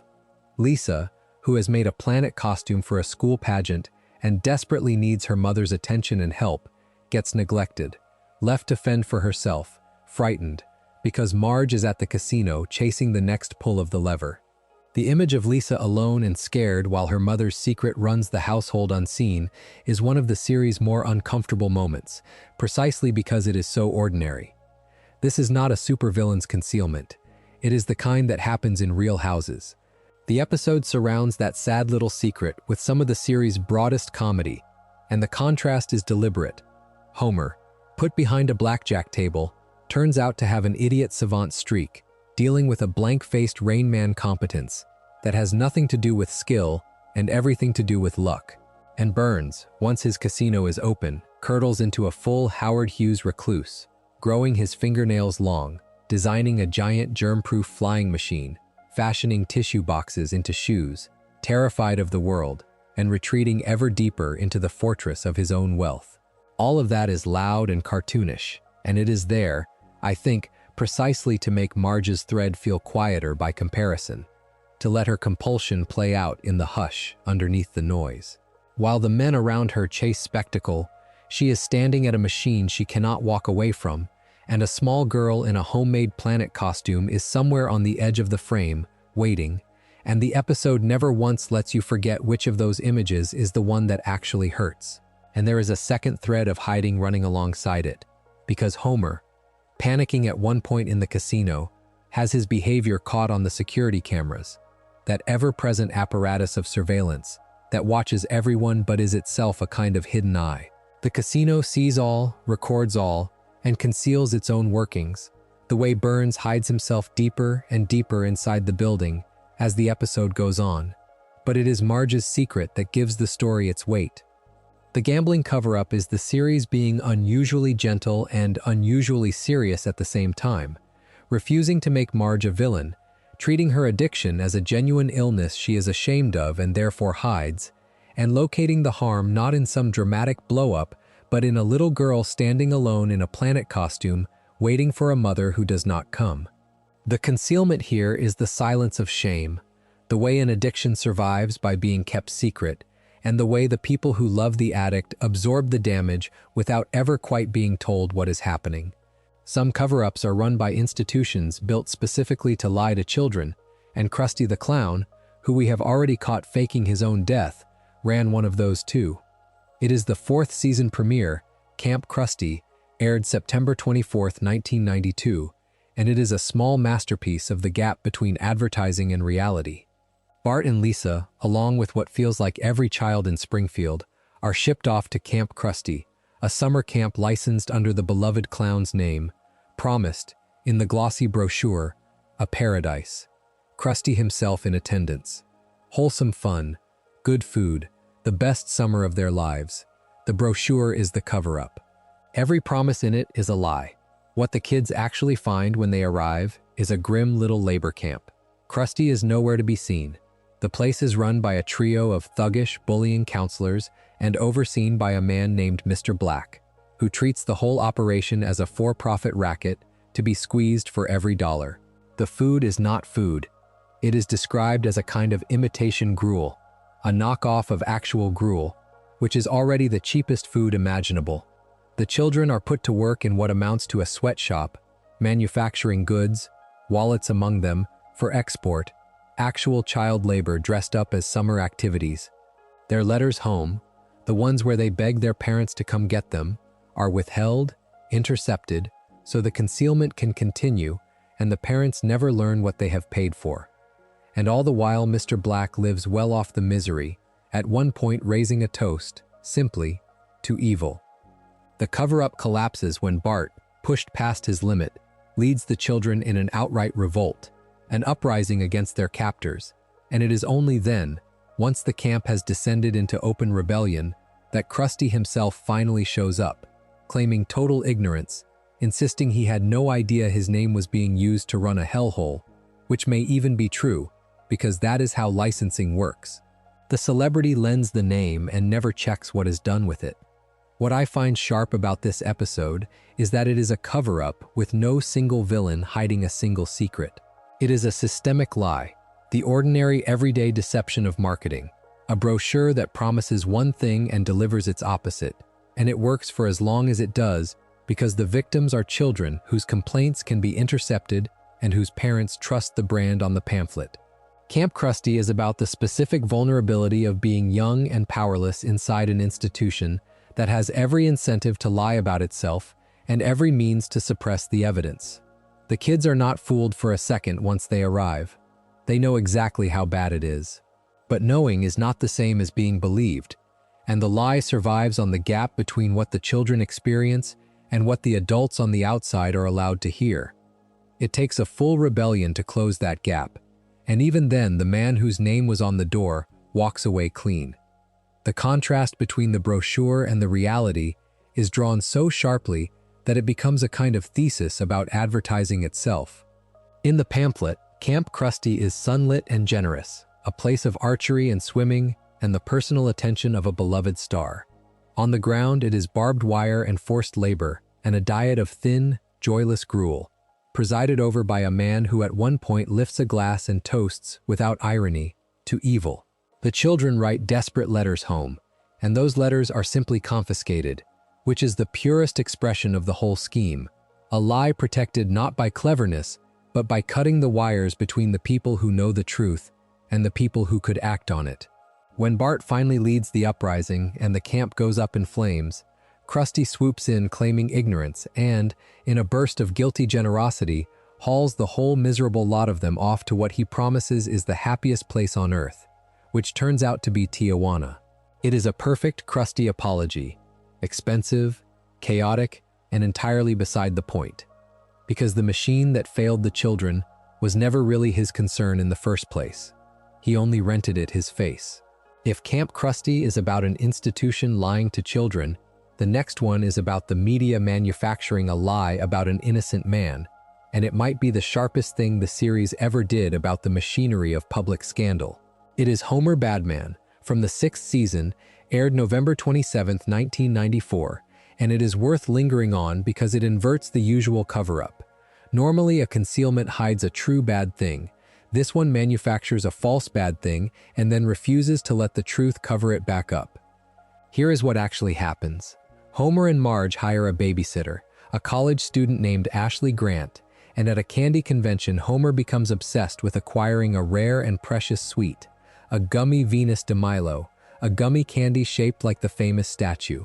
Later, when he is dropping Ashley off, he spots the gummy Venus stuck to the seat of her pants, and he grabs for it, retrieves his beloved candy from her backside, with absolutely no other intention.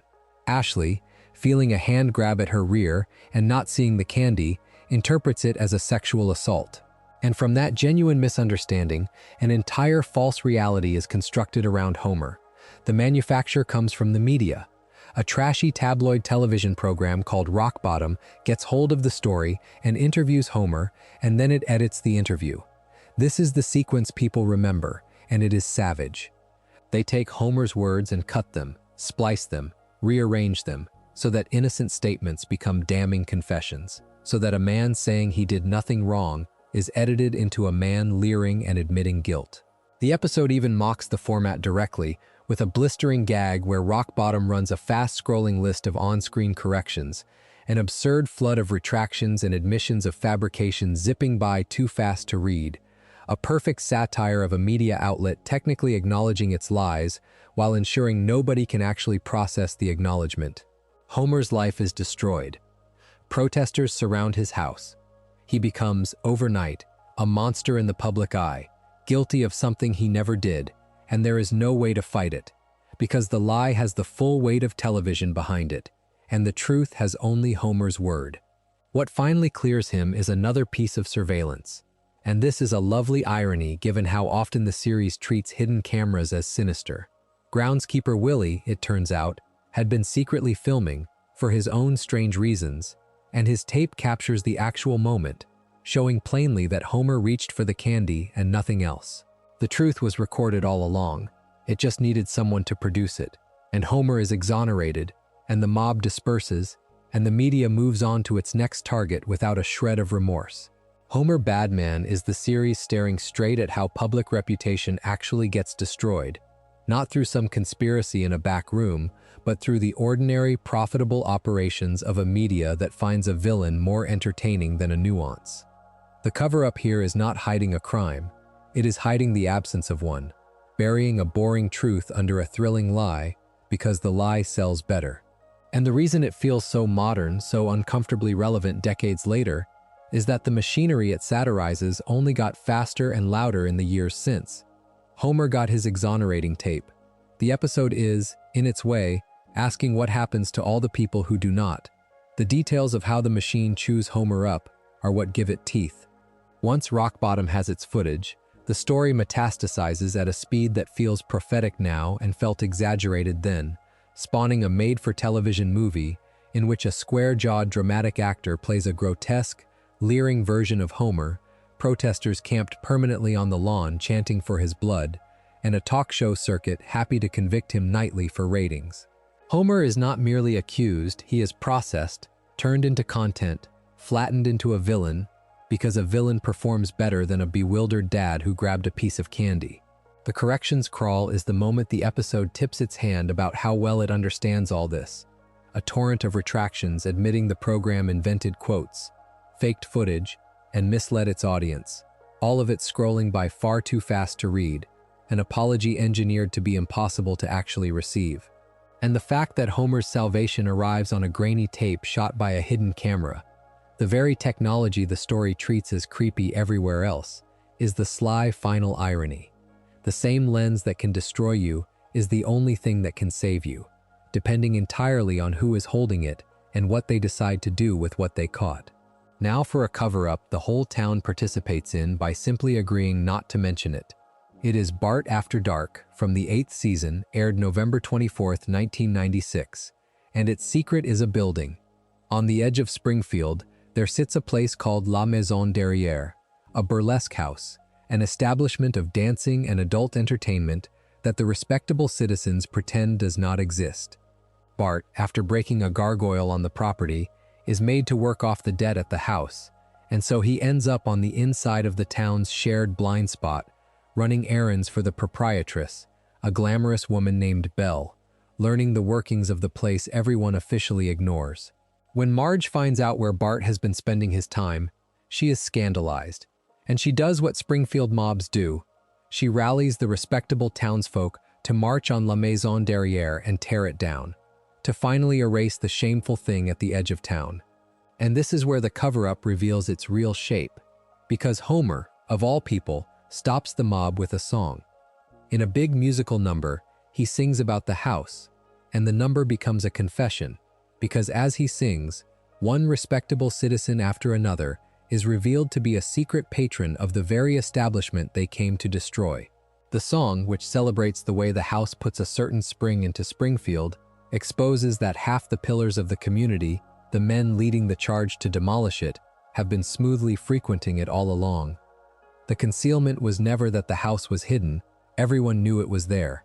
The concealment was the collective pretense, the shared performance of not knowing, the way an entire town can look directly at something and agree, out loud and in public, to behave as though it is invisible.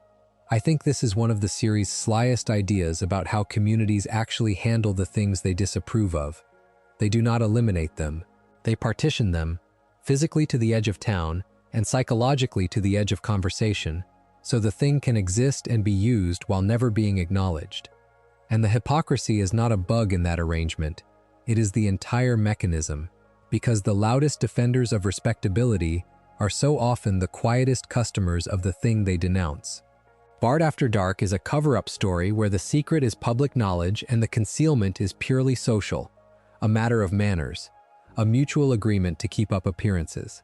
The mob does not really want the house gone. They want to be seen wanting it gone. And Homer's song, by naming the patrons, does not so much expose a hidden truth as make it impossible to keep pretending, which is a different and gentler kind of reckoning. Nobody goes to jail. The house, if I recall the town's usual amnesia correctly, more or less carries on. Springfield simply has one honest evening before returning to the comfortable fiction. Belle, for her part, is drawn with a surprising amount of grace for a character who could have been a punchline, a shrewd, unflappable businesswoman who has clearly weathered 100 of these moral panics and knows the townsfolk who thunder against her by their first names, because most of them are regulars. That is the quiet joke sitting under the whole thing, that she has better intelligence on Springfield's private appetites than the police department will ever assemble. And the number Homer sings to save the place. A bright, brassy tune about how the establishment puts the spring in Springfield, works as comedy and confession at once, each verse outing another pillar of the community mid-protest, the pattern repeating until the mob's righteousness simply collapses under the weight of its own membership rolls. I find it one of the gentler things the series ever did with hypocrisy, because it does not punish anyone. It just turns the lights on for a minute, lets everyone see everyone else, and then, mercifully, lets them all go home. And that brings us to the cover-up that closes out the crimes and secrets stretch of tonight, the one that is really two cover-ups at once, one inside the show and one outside it, aimed at two different audiences who both spent months in the dark. It is Who Shot Mr. Burns, the two-part cliffhanger that bridged the 6th and 7th seasons. Part 1 aired on May 21, 1995, closing out Season 6, and Part 2 aired on September 17, 1995, opening Season 7. Looked at as a cover-up story, it is one of the richest things the series ever built. Start with the setup. Because the reason someone shoots Mr. Burns is that Burns has spent the whole first part making himself into a man the whole of Springfield has reason to despise. He discovers oil under Springfield Elementary and slant drills it out from under the school, stealing the town's windfall. In the process, his operation destroys Moe's Tavern's livelihood, wrecks the retirement home, and, in the detail that turns the whole town against him, his drilling releases a cloud that sickens the community, and his equipment injures Bart's dog, Santa's little helper. And then, as his crowning act of villainy, Burns unveils a giant mechanical disc designed to permanently block out the sun over Springfield, plunging the town into eternal darkness so its citizens will be forced to rely on his power plant around the clock. He is confronted at a town meeting by nearly every character on the series, a whole gallery of people he has wronged, each with a reason to want him dead. And then, later, Burns staggers into the town square, a figure emerges, a shot rings out, and Burns collapses onto the sundial, and the season ends with the wealthiest man in Springfield lying in the dirt and the question hanging in the air: who shot Mr. Burns? Now, the in-show cover-up. Because Burns survives, and when he recovers enough to speak, he names his attacker, and he gets it wrong, and the investigation churns through the whole town, and suspicion lands hardest on Homer, who had his own furious confrontation with Burns and whose motive seems to fit. But the truth, revealed in Part 2, is one of the great gut punches of the series. The person who shot Mr. Burns was Maggie, the baby. What happened is that Burns, in his weakened state, encountered the Simpson family, and he tried to take a lollipop from Maggie, to steal candy from a baby, which is exactly the kind of petty cruelty the character is built on. And in the struggle over the candy, the gun that was tucked in Burns's own suit slipped into Maggie's tiny hands and went off. It was an accident. Maggie did not aim, did not intend, did not even understand. The gun simply fell into the grip of an infant and discharged. And here is the concealment, the quiet one the show lets you sit with. Maggie is never charged. It is ruled an accident, which at bottom it was, and because she is a baby, and because the circumstances are what they are, there are no consequences, and the wider town never really learns the truth of what happened in that square. The audience knows, the family knows, more or less. But Springfield at large does not carry around the knowledge that the person who put a bullet in Mr. Burns was the youngest Simpson. The final image, of Maggie in her high chair with a knowing little look, is the series telling you that the smallest, most innocent member of the family is the one holding the biggest secret, and that she will hold it, wordlessly, forever, because she cannot speak. It is the perfect cover-up. The one witness who can never testify is also the perpetrator. The mystery resolves into a joke about innocence and guilt, the idea that the least culpable person imaginable, an infant acting without intent, committed the act the whole town was howling for, and got away with it precisely because no one could believe her capable of it. The concealment is not maintained by anyone lying. It is maintained by the sheer implausibility of the truth. But the reason this two-parter matters so much to a conversation about cover-ups is the second one, the one that happened in the real world, in the writer's room and the animation studio, aimed squarely at us, the audience. Because for the entire summer of 1995, the answer to who shot Mr. Burns was among the best-kept secrets in television. There was a nationwide contest inviting viewers to solve the mystery and win a prize, a piece of promotional theater that turned a cartoon cliffhanger into a genuine national guessing game.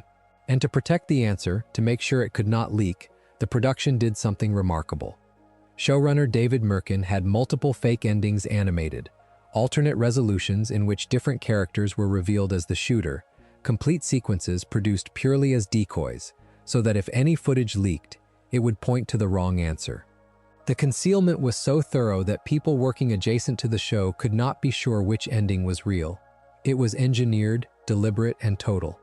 I love the symmetry of this, because it means Who Shot Mr. Burns is a cover-up on both sides of the screen. Inside the story, an accidental shooter's guilt is buried by the impossibility of believing a baby did it. Outside the story, the creators buried the answer under a pile of fabricated alternatives to protect the surprise. The audience spent a summer in exactly the position Springfield is always in, staring at a mystery, certain the truth was being hidden from them, and completely unable to reach it. And when the answer finally came, it was the same kind of answer the series always gives, an anticlimax that is also somehow perfect. The villain undone not by any of his grand enemies, but by an infant and a lollipop. Of every cover-up we walk through tonight, this is the one the show pointed directly at the viewer, and it is the one that best proves the whole thesis, that a good secret is not kept by making it complicated. It is kept by making the truth the last thing anyone would ever guess. The scale of the real-world secrecy is hard to overstate now, in an era when nothing stays hidden for a weekend.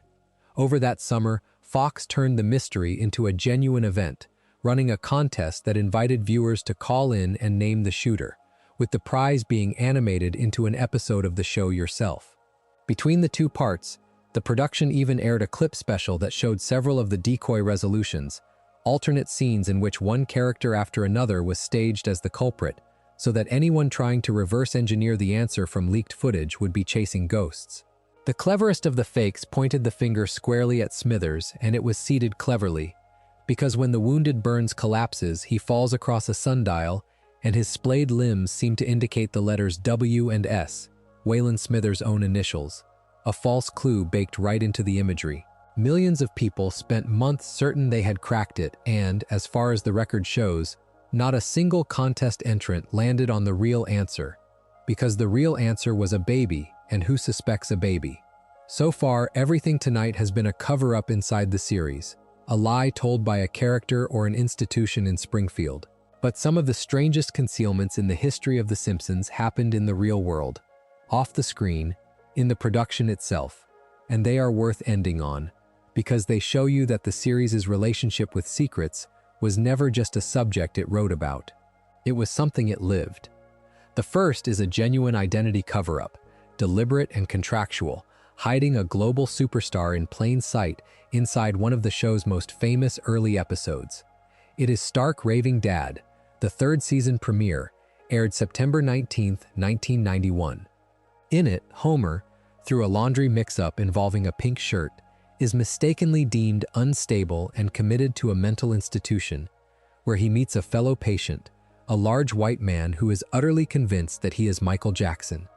The character's name is Leon Kompowski, and he speaks in a gentle voice and believes, sincerely, that he is the king of pop, and he befriends Homer, and eventually comes home with him, and helps Bart write a birthday song for Lisa. It is a sweet, strange episode, and for years it was beloved. Part of why it was beloved is that it earns its ending honestly. Leon spends the whole story radiating a huge, placid gentleness, and the thing he ultimately gives the family is a gift, a birthday song he helps Bart write for Lisa when Bart has forgotten and has nothing else to offer. That song, a simple, tender little tune wishing Lisa a happy birthday, is the emotional core of the episode, the moment where the strange man in Homer's spare room turns out to be the kindest presence in the house. And there is a final grace note, because Leon is revealed to be an ordinary bricklayer whose own speaking voice sounds nothing like the star he has been imitating, a lonely man who took on the gentlest famous voice he could think of because being himself had become too heavy to carry. That reveal reframes the whole thing, turns a celebrity cameo into something sad and human, which is exactly the kind of turn the early years of the series did so well, and exactly what makes the episode's later disappearance land the way it does. Here is the real-world cover-up. The speaking voice of Leon Kompowski, the man who thinks he is Michael Jackson, was actually performed by Michael Jackson himself. Jackson recorded the speaking part. But he was a huge star bound by contracts and label politics, and so he could not be openly credited, and the credits listed the performance under a pseudonym, the name John J. Smith, concealing the identity of its own guest star. And there was a second layer to it, because for the songs, the singing, Jackson did not perform them. A sound-alike, a singer named Kip Lennon, sang the musical numbers in a convincing imitation of Jackson's voice, reportedly because Jackson wanted to play a kind of prank, to have a fake Jackson singing while the real one spoke. So the episode contains a real superstar hidden behind a false name, and a fake superstar hidden behind a real-sounding voice. A double concealment baked right into the credits, and for a long time it was one of those pieces of trivia fans loved to share. The secret that the man behind Leon was the biggest musician on the planet. And then, decades later, the episode became the subject of a very different kind of removal. In March of 2019, following the release of the documentary Leaving Neverland, which brought renewed allegations against Michael Jackson to wide public attention, the series producers decided to pull Stark Raving Dad from circulation entirely, removing it from syndication packages and from streaming. James L. Brooks, one of the show's longtime guiding figures, spoke about the decision, framing it as feeling clearly like the only choice available to them. And I want to be careful and precise here, because this is a real matter involving real people, and it is easy to get wrong.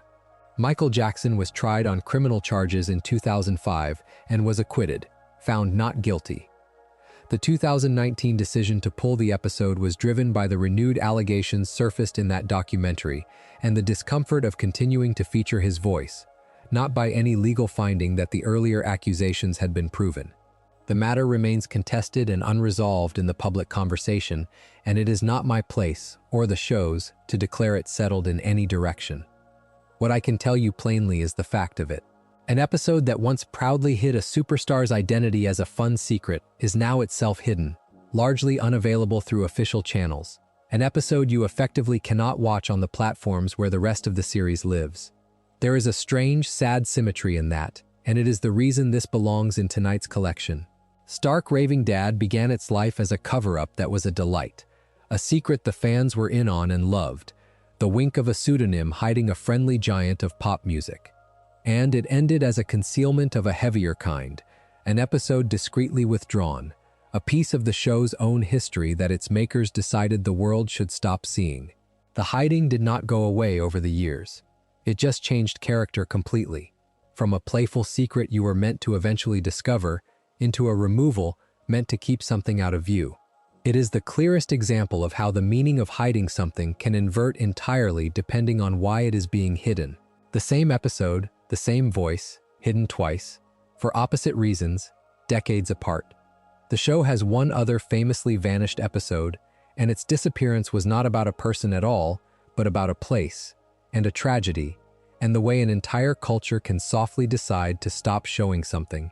The episode is The City of New York vs. Homer Simpson, the 9th season premiere, aired September 21, 1997. The plot sends the Simpson family to Manhattan because Barney has abandoned Homer's car, illegally parked, at the base of the World Trade Center, and Homer has to travel to New York and retrieve it. Much of the episode unfolds in and around the towers, and there is a good deal of comedy set right there at their base, including a throwaway joke about the kind of people who work in one tower versus the other, the sort of casual, affectionate ribbing of the city the episode is full of.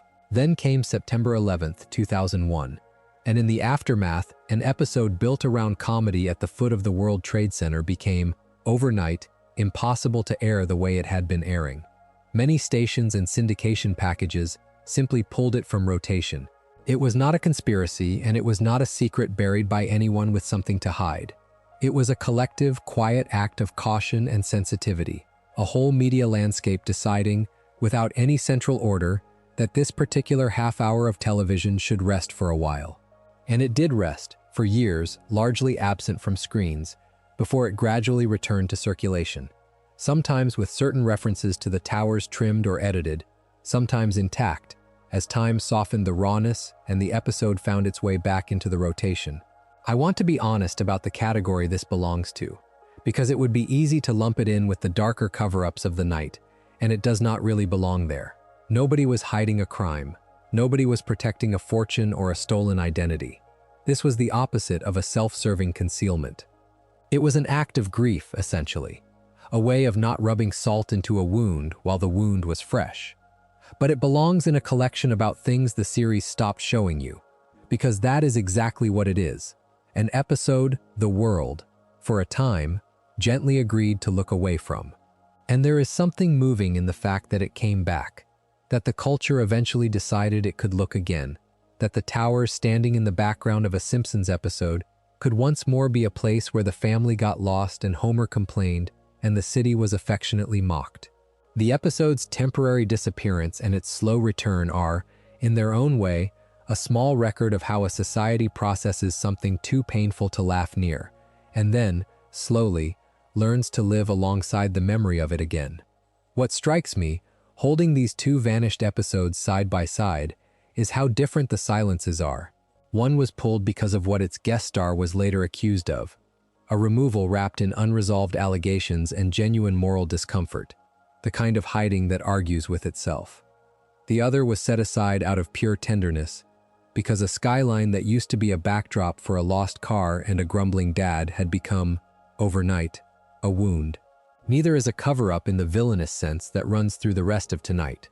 Nobody profited, nobody schemed, but both belong in a conversation about the things a show stops letting you see, because they prove that concealment is not always about guilt.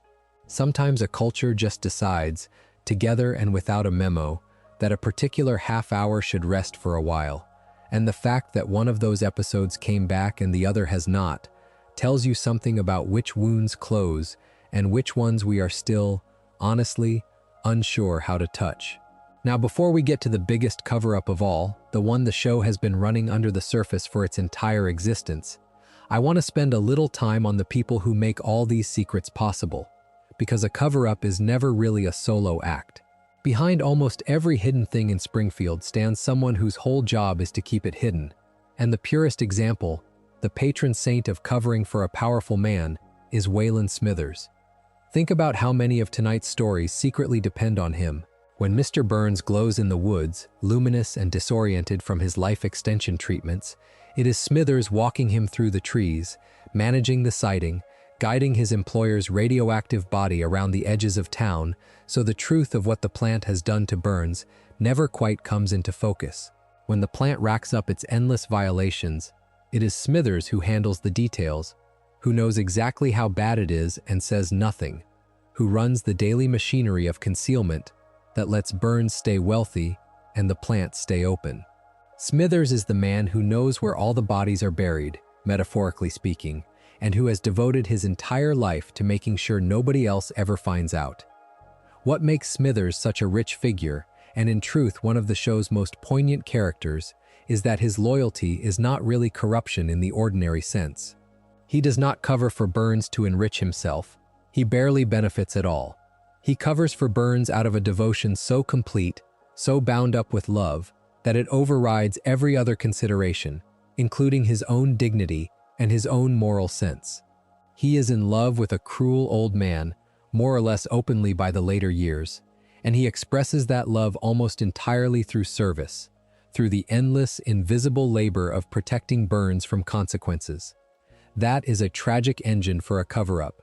The surest concealment does not come from a hired hand who can be bought off.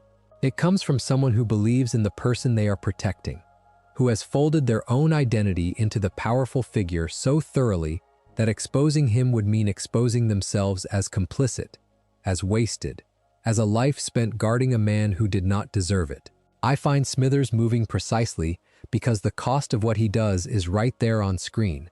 Every time he stands between Burns and the truth, he is spending a little more of himself on a man who takes him utterly for granted, who cannot even reliably remember his name. The cover-up and the devotion are the same act, and it points at something true about how real concealments work, which is that they very rarely survive on money alone. They survive on loyalty, on the people close to power who cannot bring themselves to be the one who tells, because telling would break something they have built their whole sense of self around. Smithers is what every powerful liar in these stories actually needs, not a co-conspirator, but a believer. Burns has committed 100 hideable sins across the decades, and the reason so few of them ever stick is that he has, permanently at his side, a man who would rather die than let the world see his boss clearly. The cruelest running detail, the one that turns Smithers from a joke into something truly aching, is that Burns cannot even hold his devoted servant's name in his head. Time and again, Smithers introduces himself, or is addressed, and Burns squints and gropes for it and lands on the wrong thing, a man who has given his entire life to someone who has never quite bothered to learn who he is. And still Smithers stays Still, he manages the schedule and screens the visitors and walks the glowing old man safely home through the dark, absorbing the indifference as the price of proximity. That is the part of loyalty the character exposes so precisely, that the surest keeper of a powerful man's secrets is not the one who is paid the best, but the one who needs the powerful man to be worth the keeping. Every concealment Smithers performs is also a small argument, aimed mostly at himself, that the life he has spent guarding this person was not wasted. To let Burns be seen clearly would be to see his own devotion clearly, and that, more than any paycheck, is the thing he cannot afford to do. And if Smithers is the reason the powerful get away with it from the inside, the reason they get away with it from the outside is that the one institution supposedly built to uncover secrets in Springfield is completely, gloriously incapable of doing so. The Springfield Police Department, under Chief Clancy Wiggum, is one of the longest-running jokes in the series, and it is, when you think about it, a load-bearing joke for a town this full of crime. Wiggum is lazy, easily bribed, frequently on the take, more interested in his lunch than in any investigation, and utterly outmatched by even the simplest mystery. Time and again, when a crime happens in Springfield, when there is a fraud to expose or a villain to catch, or a truth to uncover, the police are not the ones who do it. It is Bart and Lisa. It is Marge. It is a couple of children with a hunch and a library card. The professionals whose entire purpose is to see through deception cannot see through anything. And this is not an accident of writing so much as a whole comic theory of the town. Because a place cannot sustain the sheer volume of cover-ups Springfield sustains unless the mechanism meant to catch them is broken. Every con man who rolls through, every corrupt official, every framed innocent and hidden crime, all of it is possible, in part because Wiggum's department functions as a kind of anti-detective agency, an institution whose reliable incompetence guarantees that the truth, if it comes out at all, will have to come out some other way. The running gag of Springfield's useless police is actually one of the show's sharpest structural jokes about concealment. It is not enough for the town to be full of liars. The town also has to have a watchdog that does not watch, a guardian of the truth who would rather nap. Wiggum is that guardian, and his failure is not a bug in Springfield, it is the very thing that lets Springfield be Springfield, a place where the secrets pile up precisely because the man with the badge cannot be bothered to look under any of them. The mob perjures itself and walks. The con men skip town rich. The powerful glow in the dark. And through all of it, the chief of police is somewhere just off screen, eating, oblivious. The surest ally every liar in town never even had to recruit. And sitting at the very top of that same broken system is a man who has turned the cover-up into an entire style of government. Mayor Joe Quimby is Springfield's chief executive, and he governs almost entirely through concealment. Everything about the character is a joke about the gap between the public face of authority and the private reality behind it. In public, he is the sash-wearing, medallion-draped statesman, gesturing grandly, invoking the will of the people, taking credit for the town's every success. In private, he is a serial embezzler, skimming public money, funneling funds, running the town as a personal enrichment scheme, and he is a relentless philanderer whose affairs are an open secret that his office is perpetually working to manage. The whole comedy of Quimby is that he barely bothers to hide any of it well, and it does not matter, because he keeps getting re-elected anyway.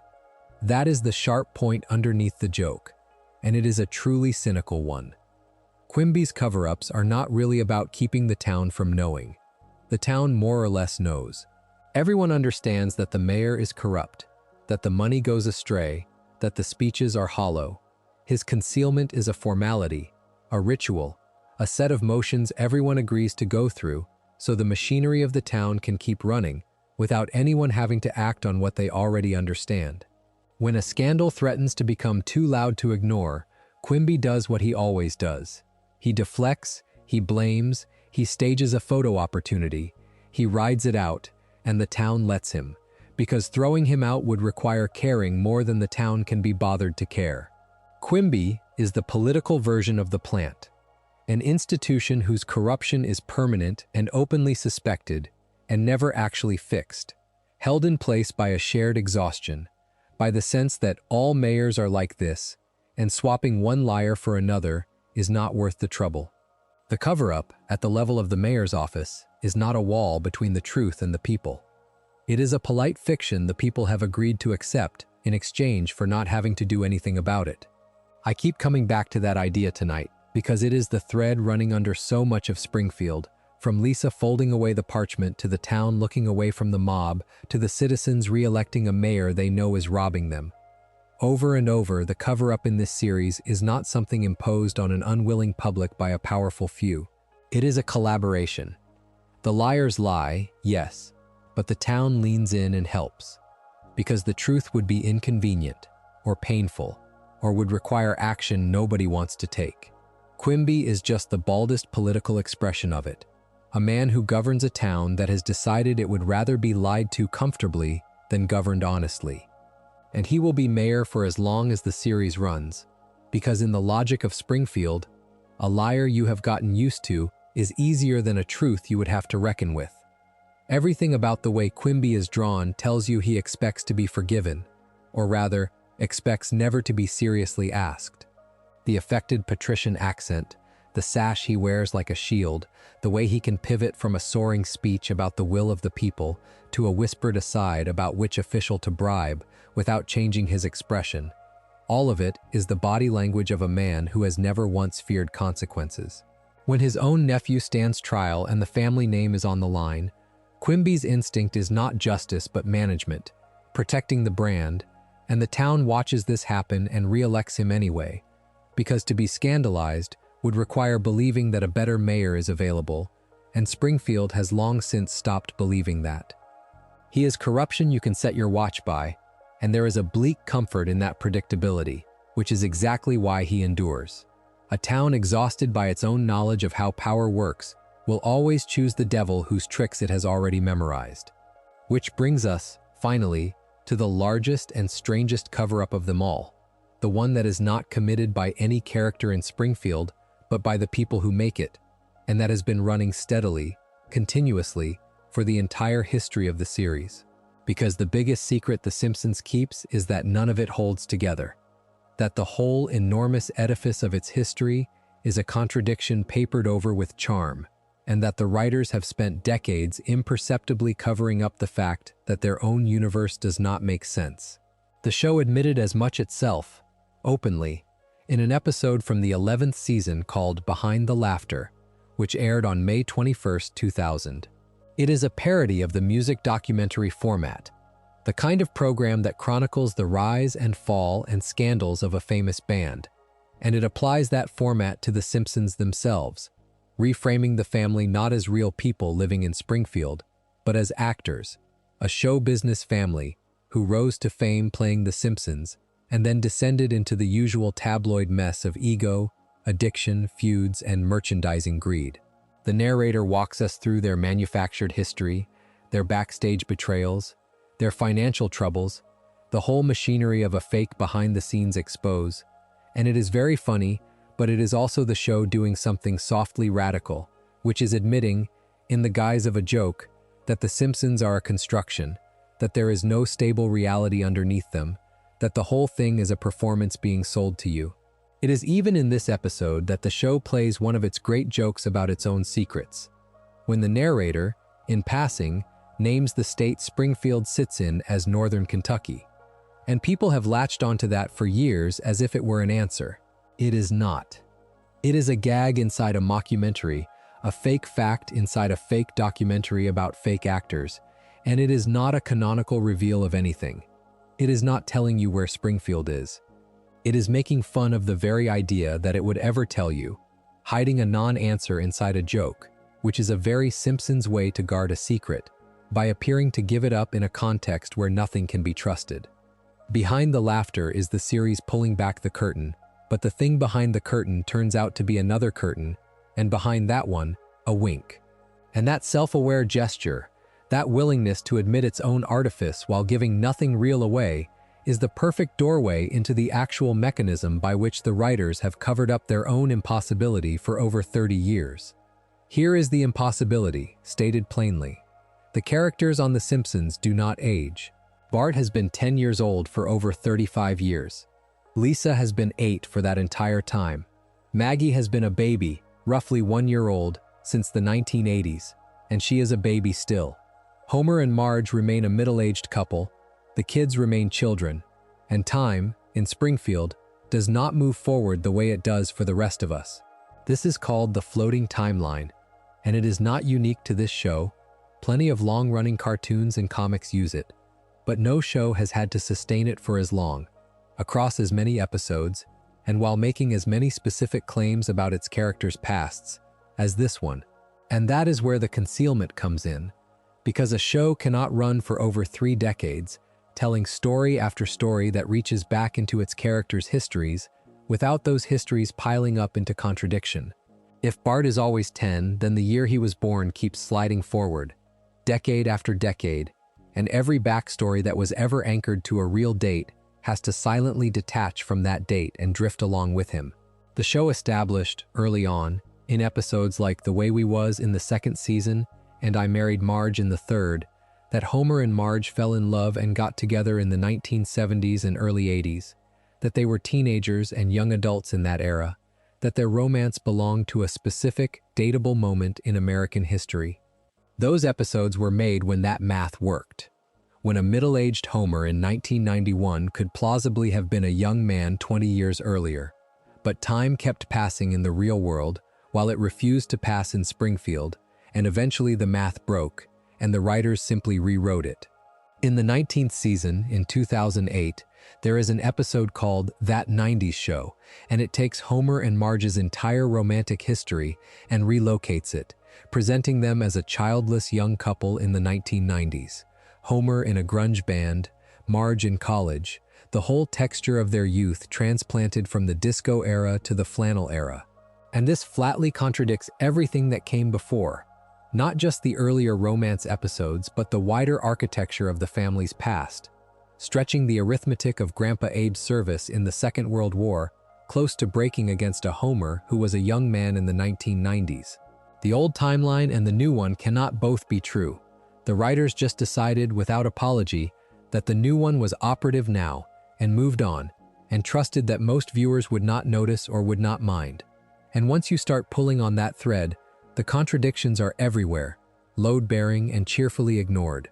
Principal Skinner's whole tragic backstory is built on Vietnam, a war that gets harder to place with every passing season yet is never updated the way the parents' romance was. Homer has held an almost uncountable number of jobs: astronaut, boxer, food critic, monorail conductor, each one presented as a life-altering chapter, and each one gone by the next week. The family has been rich and poor a dozen times over. Characters have died and stayed dead, others have died and come back, and the internal clock resets or lurches forward entirely at the convenience of whatever story is being told. None of it reconciles, and the remarkable thing is that it does not need to, because the whole apparatus is held together not by continuity, but by character, by the fact that Homer is always recognizably Homer no matter what decade his youth is claimed to have happened in. The contradictions are real, and they are vast, and the affection papers over every one of them. That is the cover-up, and it is the biggest one in the whole series, bigger than any single episode's secret, because it is a concealment of the show's own coherence. The writers are, in the truest sense, the great concealers here, papering over 3 decades of accumulated contradiction, calmly retconning the past whenever the present demands it, and counting on the audience's affection and the sheer momentum of the thing to keep anyone from looking too hard at the seams. And, to its credit, the production has been fairly honest about this when asked directly. The producer, Matt Selman, has spoken openly about the canon being elastic, contradictory, deliberately silly, has more or less admitted that the show does not have a fixed continuity and never really did, that it bends whatever it needs to bend to tell the story in front of it. So it is not exactly a secret. It is more like an open agreement between the show and its audience to not press on the contradictions, to let the timeline float, to accept that Bart is 10 forever and that his parents' youth will keep sliding forward through the decades like a raft on a river, and to simply enjoy the episodes without demanding they add up. There is a deeper mechanism underneath even the timeline, though, and it is the thing that makes the whole floating history possible in the first place. It is the reset. Because The Simpsons, for most of its run, has operated on what people call episodic continuity, which means that whatever enormous, life-altering thing happens in one episode is largely gone by the start of the next. Homer has held hundreds of jobs and always returns to the plant. The family has moved, changed, transformed, learned profound lessons, and by the following week, they are back exactly where they started. The lessons unlearned, the changes undone, the status quo restored, as if nothing ever happened. It is the reset button, the oldest convention in episodic television, but the series leans on it so heavily and for so long that it becomes something almost eerie when you notice it. A town where nothing that happens is ever allowed to matter for long, where every transformation is discreetly erased overnight. And I think this qualifies, really, as a kind of cover-up, the show's most fundamental one, because it is a systematic erasing of consequence. Every episode, Springfield forgets. The town that learned a lesson last week has no memory of it this week. The friendships forged, the secrets revealed, the disasters survived, all of it dissolves in the gap between installments, and the characters wake up each time in a world that has neatly deleted the previous week's events. It is the same mechanism as the court order in the Skinner episode, the enforced forgetting, applied not to a single embarrassing plot but to the entire show, permanently, as a condition of its existence. Springfield is a town with no long-term memory, and that is not a flaw, it is the engine, because a family that never permanently changes can generate stories forever. The reset button is the ultimate cover-up, the one that hides the fact that in Springfield nothing is at stake, that the drama and the danger and the revelations of any given week will be gently swept away before the next, leaving the family eternally, comfortably, exactly as they were. Springfield covers up its own lack of consequence so smoothly that for decades we barely noticed we were watching a place where memory itself had been wordlessly abolished. You can feel the reset working if you simply follow a single thread across a season. Homer discovers a long-lost half-brother, a wealthy car executive, forms a deep bond with him, and then the brother is gone and rarely mentioned again. The family adopts pets, takes in strangers, wins and squanders small fortunes, moves house, and every time the elastic snaps them back to the same living room, the same jobs, the same debts, as though the world has a set point it cannot bear to drift from. Even genuine growth gets rolled back. A lesson learned in the third act, a character finally understanding something true about themselves, will be forgotten by the following week, so the misunderstanding can be mined again. It should feel hollow, and sometimes it does, but mostly it feels like a kind of mercy, a promise that nothing bad will ever be allowed to stick, that the family you are watching will be waiting, unchanged, whenever you come back. There is something almost soothing in that, honestly, a town where nothing is ever permanently at stake, where no harm is ever allowed to leave a mark. And then there is the one secret the show has guarded most carefully of all, the single question it has refused to answer for its entire existence, and the refusal is completely deliberate. What state is Springfield in? Where, exactly, on the map of the United States, does this town sit? The Simpsons has never told you, and it never will, and that is not an oversight, it is a policy, one of the longest-running and most intentional pieces of concealment in television. The joke, the reason it works, is that there is a Springfield in an enormous number of American states, one of the commonest town names in the entire country, and the writers chose that name precisely so it could belong to everyone and no one at once. Every viewer can imagine that Springfield is the Springfield near them, and the writers have protected that ambiguity with real discipline over the decades, dropping clues that contradict each other on purpose, giving the town neighbors and landmarks and geography that could never all coexist in one real place, deliberately scrambling any attempt to pin it down. Whenever the show seems about to reveal the state, it swerves, or it mumbles, or it buries the answer under a joke, the way it did with that Northern Kentucky gag in the mockumentary, an answer offered only in a context designed to make it worthless. There is a real-world tangle behind this that is worth getting exactly right, because it is a widely misstated fact about the show. Matt Groening, the creator, was born and raised in Portland, Oregon, and there is a Springfield in Oregon, not far away, and Groening has said that the name of the town was inspired by that Springfield, the one from near his childhood. And people take that and run straight past the finish line with it, and declare that Springfield is therefore canonically in Oregon. It is not. Groening himself has been clear about the distinction. The name may have been inspired by Springfield, Oregon, but the fictional town on the show is deliberately not set in Oregon or in any other real state, and the location, he has said, will never be revealed. The inspiration for a name is not the same as a canonical address, and the show has gone out of its way, again and again, to keep the actual location a permanent blank. There is even a chalkboard gag in which Bart writes, essentially, that the true location of Springfield is in any state but yours, which is about as direct a statement of the policy as the show has ever made. A joke that is also a confession, telling you outright that the hiding is the point. I love this one because it is a cover-up with no victim and no crime, a secret kept purely for the pleasure and the utility of keeping it. There is no scandal being concealed behind the missing state, no fraud, no dead body. The show is hiding nothing but the answer itself, and it hides it because the ambiguity is worth more than any answer could ever be. The moment Springfield gets a real state, it stops being everyone's town and becomes one specific town, and a little of the magic drains out of it. So the writers guard the blank space the way Smithers guards Burns, with total devotion, decade after decade, resisting every temptation to finally settle it. The never-revealed state is the show's purest cover-up, the one that reveals what all the others are really about, which is control.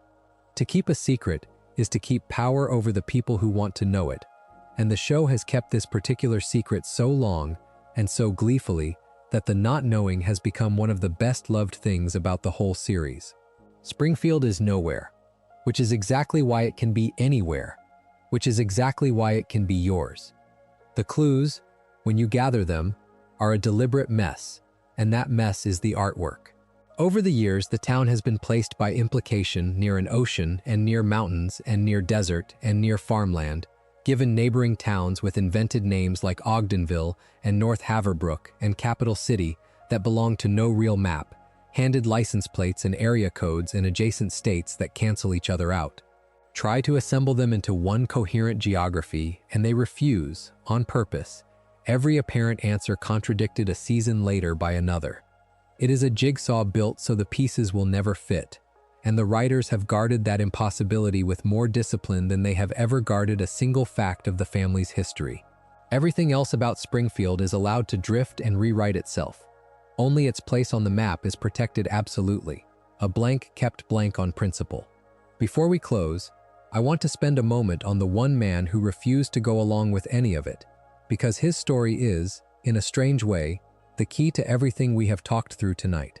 His name was Frank Grimes, and he appears in a single episode, Homer's Enemy, the 23rd episode of the 8th season, first broadcast on May 4th, 1997, written by John Swartzwelder and directed by Jim Reardon.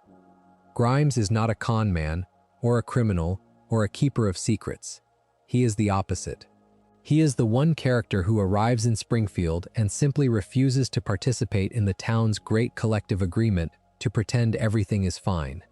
Grimes is a hard-working, self-made man who has had a hard life, who earned everything he has through grinding effort, and he is hired at the nuclear power plant, where he ends up working alongside Homer. And Grimes cannot understand Homer. He looks at a man who is lazy, incompetent, ignorant of basic safety, who by any reasonable standard should have been fired or killed years ago, and who nonetheless has a house, a loving wife, 3 children, a comfortable life, 2 cars, and has even, at various points, been to space and met celebrities and accomplished impossible things. And Grimes is driven slowly out of his mind by it, because he can see, with total clarity, a truth the entire town has silently agreed not to see. That Homer Simpson does not make sense. That a man like Homer should not be able to survive, let alone thrive, in a world with any rules at all. This is the cover-up underneath every other secret we have discussed. Springfield's real conspiracy is not the Stonecutters or the plant or the missing state. It is the town's unspoken, universal agreement to accept the absurdity of its own existence, to treat Homer's charmed and impossible life as normal, to never say out loud what Grimes cannot stop saying, that none of this should be happening. Grimes tries to expose Homer, tries to show the town what he really is, and it does not work, because the town does not want to know, because seeing Homer clearly would mean seeing the unreality of the whole world they live in, and it destroys Grimes. Maddened, he mockingly imitates Homer, deliberately grabbing high-voltage wires the way a careless idiot might, shouting that he is Homer Simpson and does not need safety gloves, and the electricity kills him.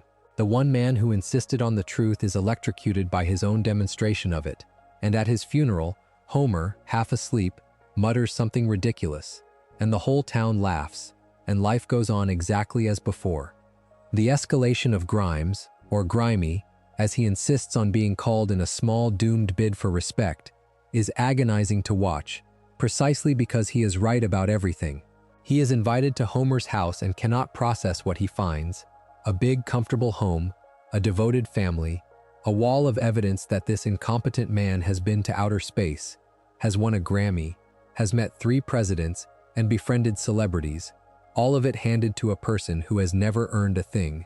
Grimy has clawed for every scrap of his own life, and here is the universe pouring rewards on someone who cannot correctly operate a fire extinguisher. His attempt to expose Homer backfires spectacularly, because when he tricks Homer into entering a nuclear power plant design contest, Homer wins it, beating a room full of professionals, since the contest was meant for children and Homer's crayon model of the plant charms the judges. That is the moment Grimes breaks. The moment the gap between merit and reward becomes too wide to survive, and his death is less a murder than a man finally refusing to keep living inside a joke everyone else has agreed to find funny. And the funeral is the cruelest, truest beat of all. Homer dozing through the eulogy and mumbling about the television, and the mourners laughing, and Grimy lowered into the ground unavenged and unlearned from, the one honest man in Springfield buried while the town chuckles. Grimes stays dead. The show, which resets so much, did not reset him, and he never returns within the ongoing story, though I should be honest that his ghost did make a brief joke appearance years later, purely as a gag, in one of the non-canonical Halloween specials, the Treehouse of Horror installment that served as the show's 600th episode in 2016. But within the real continuity, Grimes is simply gone, the man who saw through Springfield and paid for it. And what his episode is really saying, if you take it that way, is that the largest cover-up of all is not any single hidden fact but the shared decision, by everyone in that town, to never look directly at the strangeness of their own lives. Grimes died because he could not stop looking. Everyone else survives by agreeing not to. That agreement, that soft, universal refusal to see the obvious, is the foundation on which every smaller lie in Springfield comfortably rests. What I find delicious about all of this is the twist that turns the whole video back on the person watching it. The series does not only hide things from the people of Springfield, it hides things from you, constantly, deliberately, in plain sight, and it always has. Because The Simpsons is famous, above almost any other show, for burying jokes in the background, for filling every frame with detail you are not meant to catch on a first watch, for tucking entire second and third layers of comedy into the corners of the image where a distracted viewer will never look. Think about the signs. The series is legendary for the store names and marquees and background billboards that flicker past too fast to read in real time, little jokes planted purely for the person who freezes the frame, or watches the episode for the 5th time, or happens to glance at exactly the right corner at exactly the right second. Think about the chalkboard at the start of so many episodes, where Bart writes his lines of punishment, each one a small, self-contained joke, sometimes a wink at the show's own troubles or the world outside it, gone in a few seconds. Think about the couch gags, those little opening surprises that reward the regular viewer, and the sheer density of visual gags stuffed into any given crowd scene, the background characters doing absurd things while the main action carries the plot. The whole thing is built, layer on layer, to conceal comedy from the casual watcher and offer it up only to the attentive one, which means that watching The Simpsons closely is itself a kind of uncovering, a peeling back of things that were hidden in the picture the whole time. This is a habit the series invented a whole visual grammar for, and it rewards exactly the kind of obsessive attention that home video and then the internet made possible. A store called the Leftorium, a marquee at the local cinema that changes its cruel little joke every time we pass it. A wall of signs in the background of a crowd scene, each carrying its own gag. A freezer aisle full of products with names you can only catch on your third viewing with your thumb on the pause button. The couch gag at the top of the episode turns the mundane act of a family sitting down into a tiny self-contained short film that will never be referenced again. The chalkboard lines Bart scrawls flicker past in seconds, each one a disposable joke made just for the person paying enough attention to read it. None of this is necessary. All of it is generosity, comedy planted in soil most viewers will never dig in, on the quiet faith that some of us will. This is a gentler, happier kind of concealment than everything else tonight, and I wanted to name it because it inverts the whole theme in a lovely way. Every other cover-up we have discussed is something being hidden from someone for a bad reason, to protect a fraud or a fortune or a comfortable lie. But the habit of burying jokes is a secret kept for your benefit, a reward waiting for anyone patient enough to look. The writers are hiding treasure, not evidence. And that tells you something about why a show obsessed with liars and secrets and things buried out of sight would be built, at the level of every single frame, as a series of things to discover. This is a show about concealment, made by people who love to conceal, and the pleasure they take in the founding myth buried in a parchment, or the shooter hidden in a high chair, is the same pleasure they take in tucking a tiny joke onto a storefront sign that maybe one viewer in 1,000 will ever notice. The whole series, top to bottom, is an invitation to look closer at the things that are hidden. It just happens that some of those hidden things are crimes and some of them are gifts.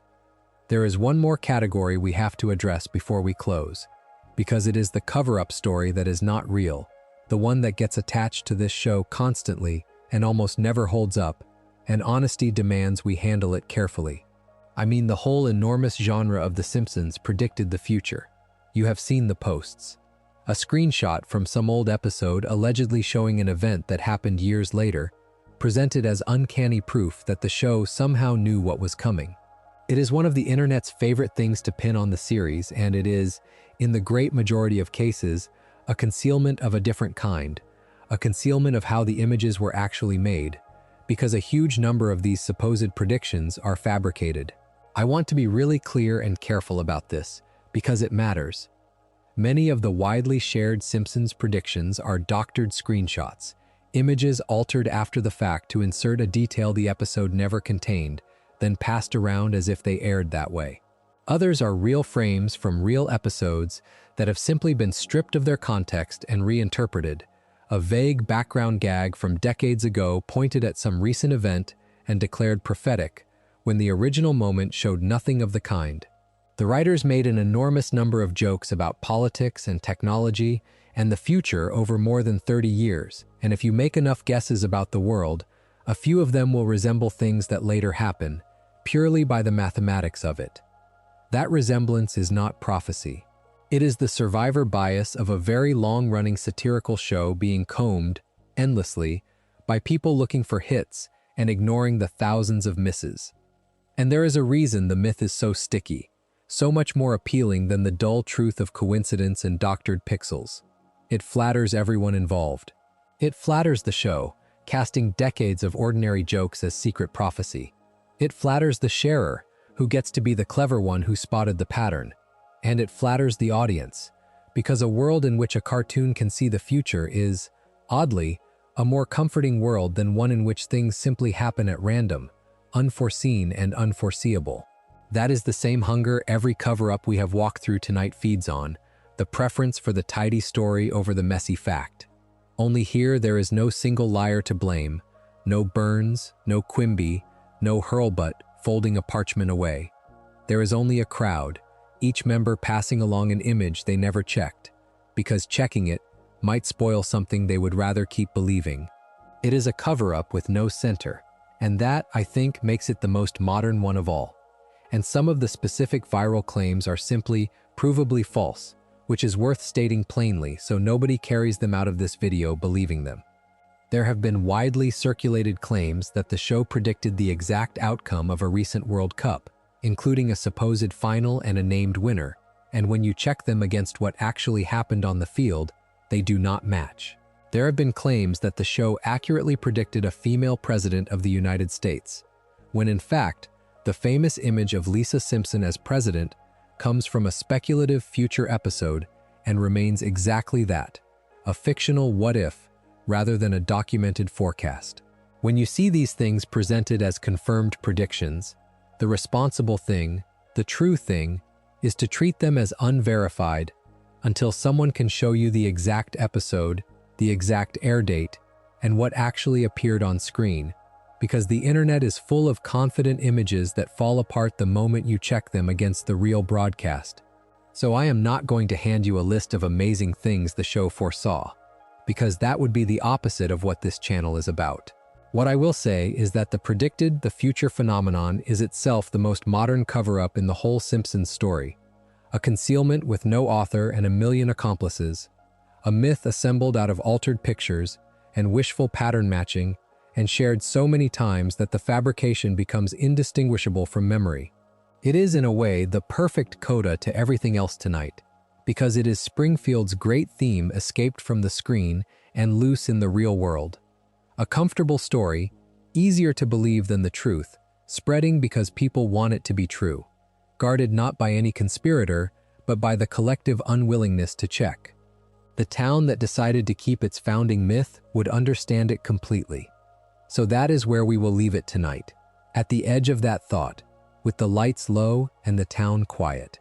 We started with a little girl in a museum folding a piece of parchment away, choosing the comfortable lie over the hard truth, and everything since has been a variation on that same small human decision, repeated at every scale, from a burnt lunch to a stolen trillion, to a whole timeline rewritten in the dark. Springfield is a town that would always rather not know, and maybe that is why it feels so familiar, so easy to sink into at the end of a long day. It is a place where every secret eventually settles back into the quiet, where nothing has to be reckoned with tonight, where you can let all of it go and simply drift. There is nothing left for you to solve here. The parchment is folded, the fish is on the plate, the baby is asleep in her high chair with her secret, and the whole town has agreed, once again, to close its eyes. So let yours close too. Let your breathing slow, let the day loosen its grip, and let Springfield keep its cover-ups until morning. If you enjoyed the video, make sure to subscribe, and I'll see you in the next one.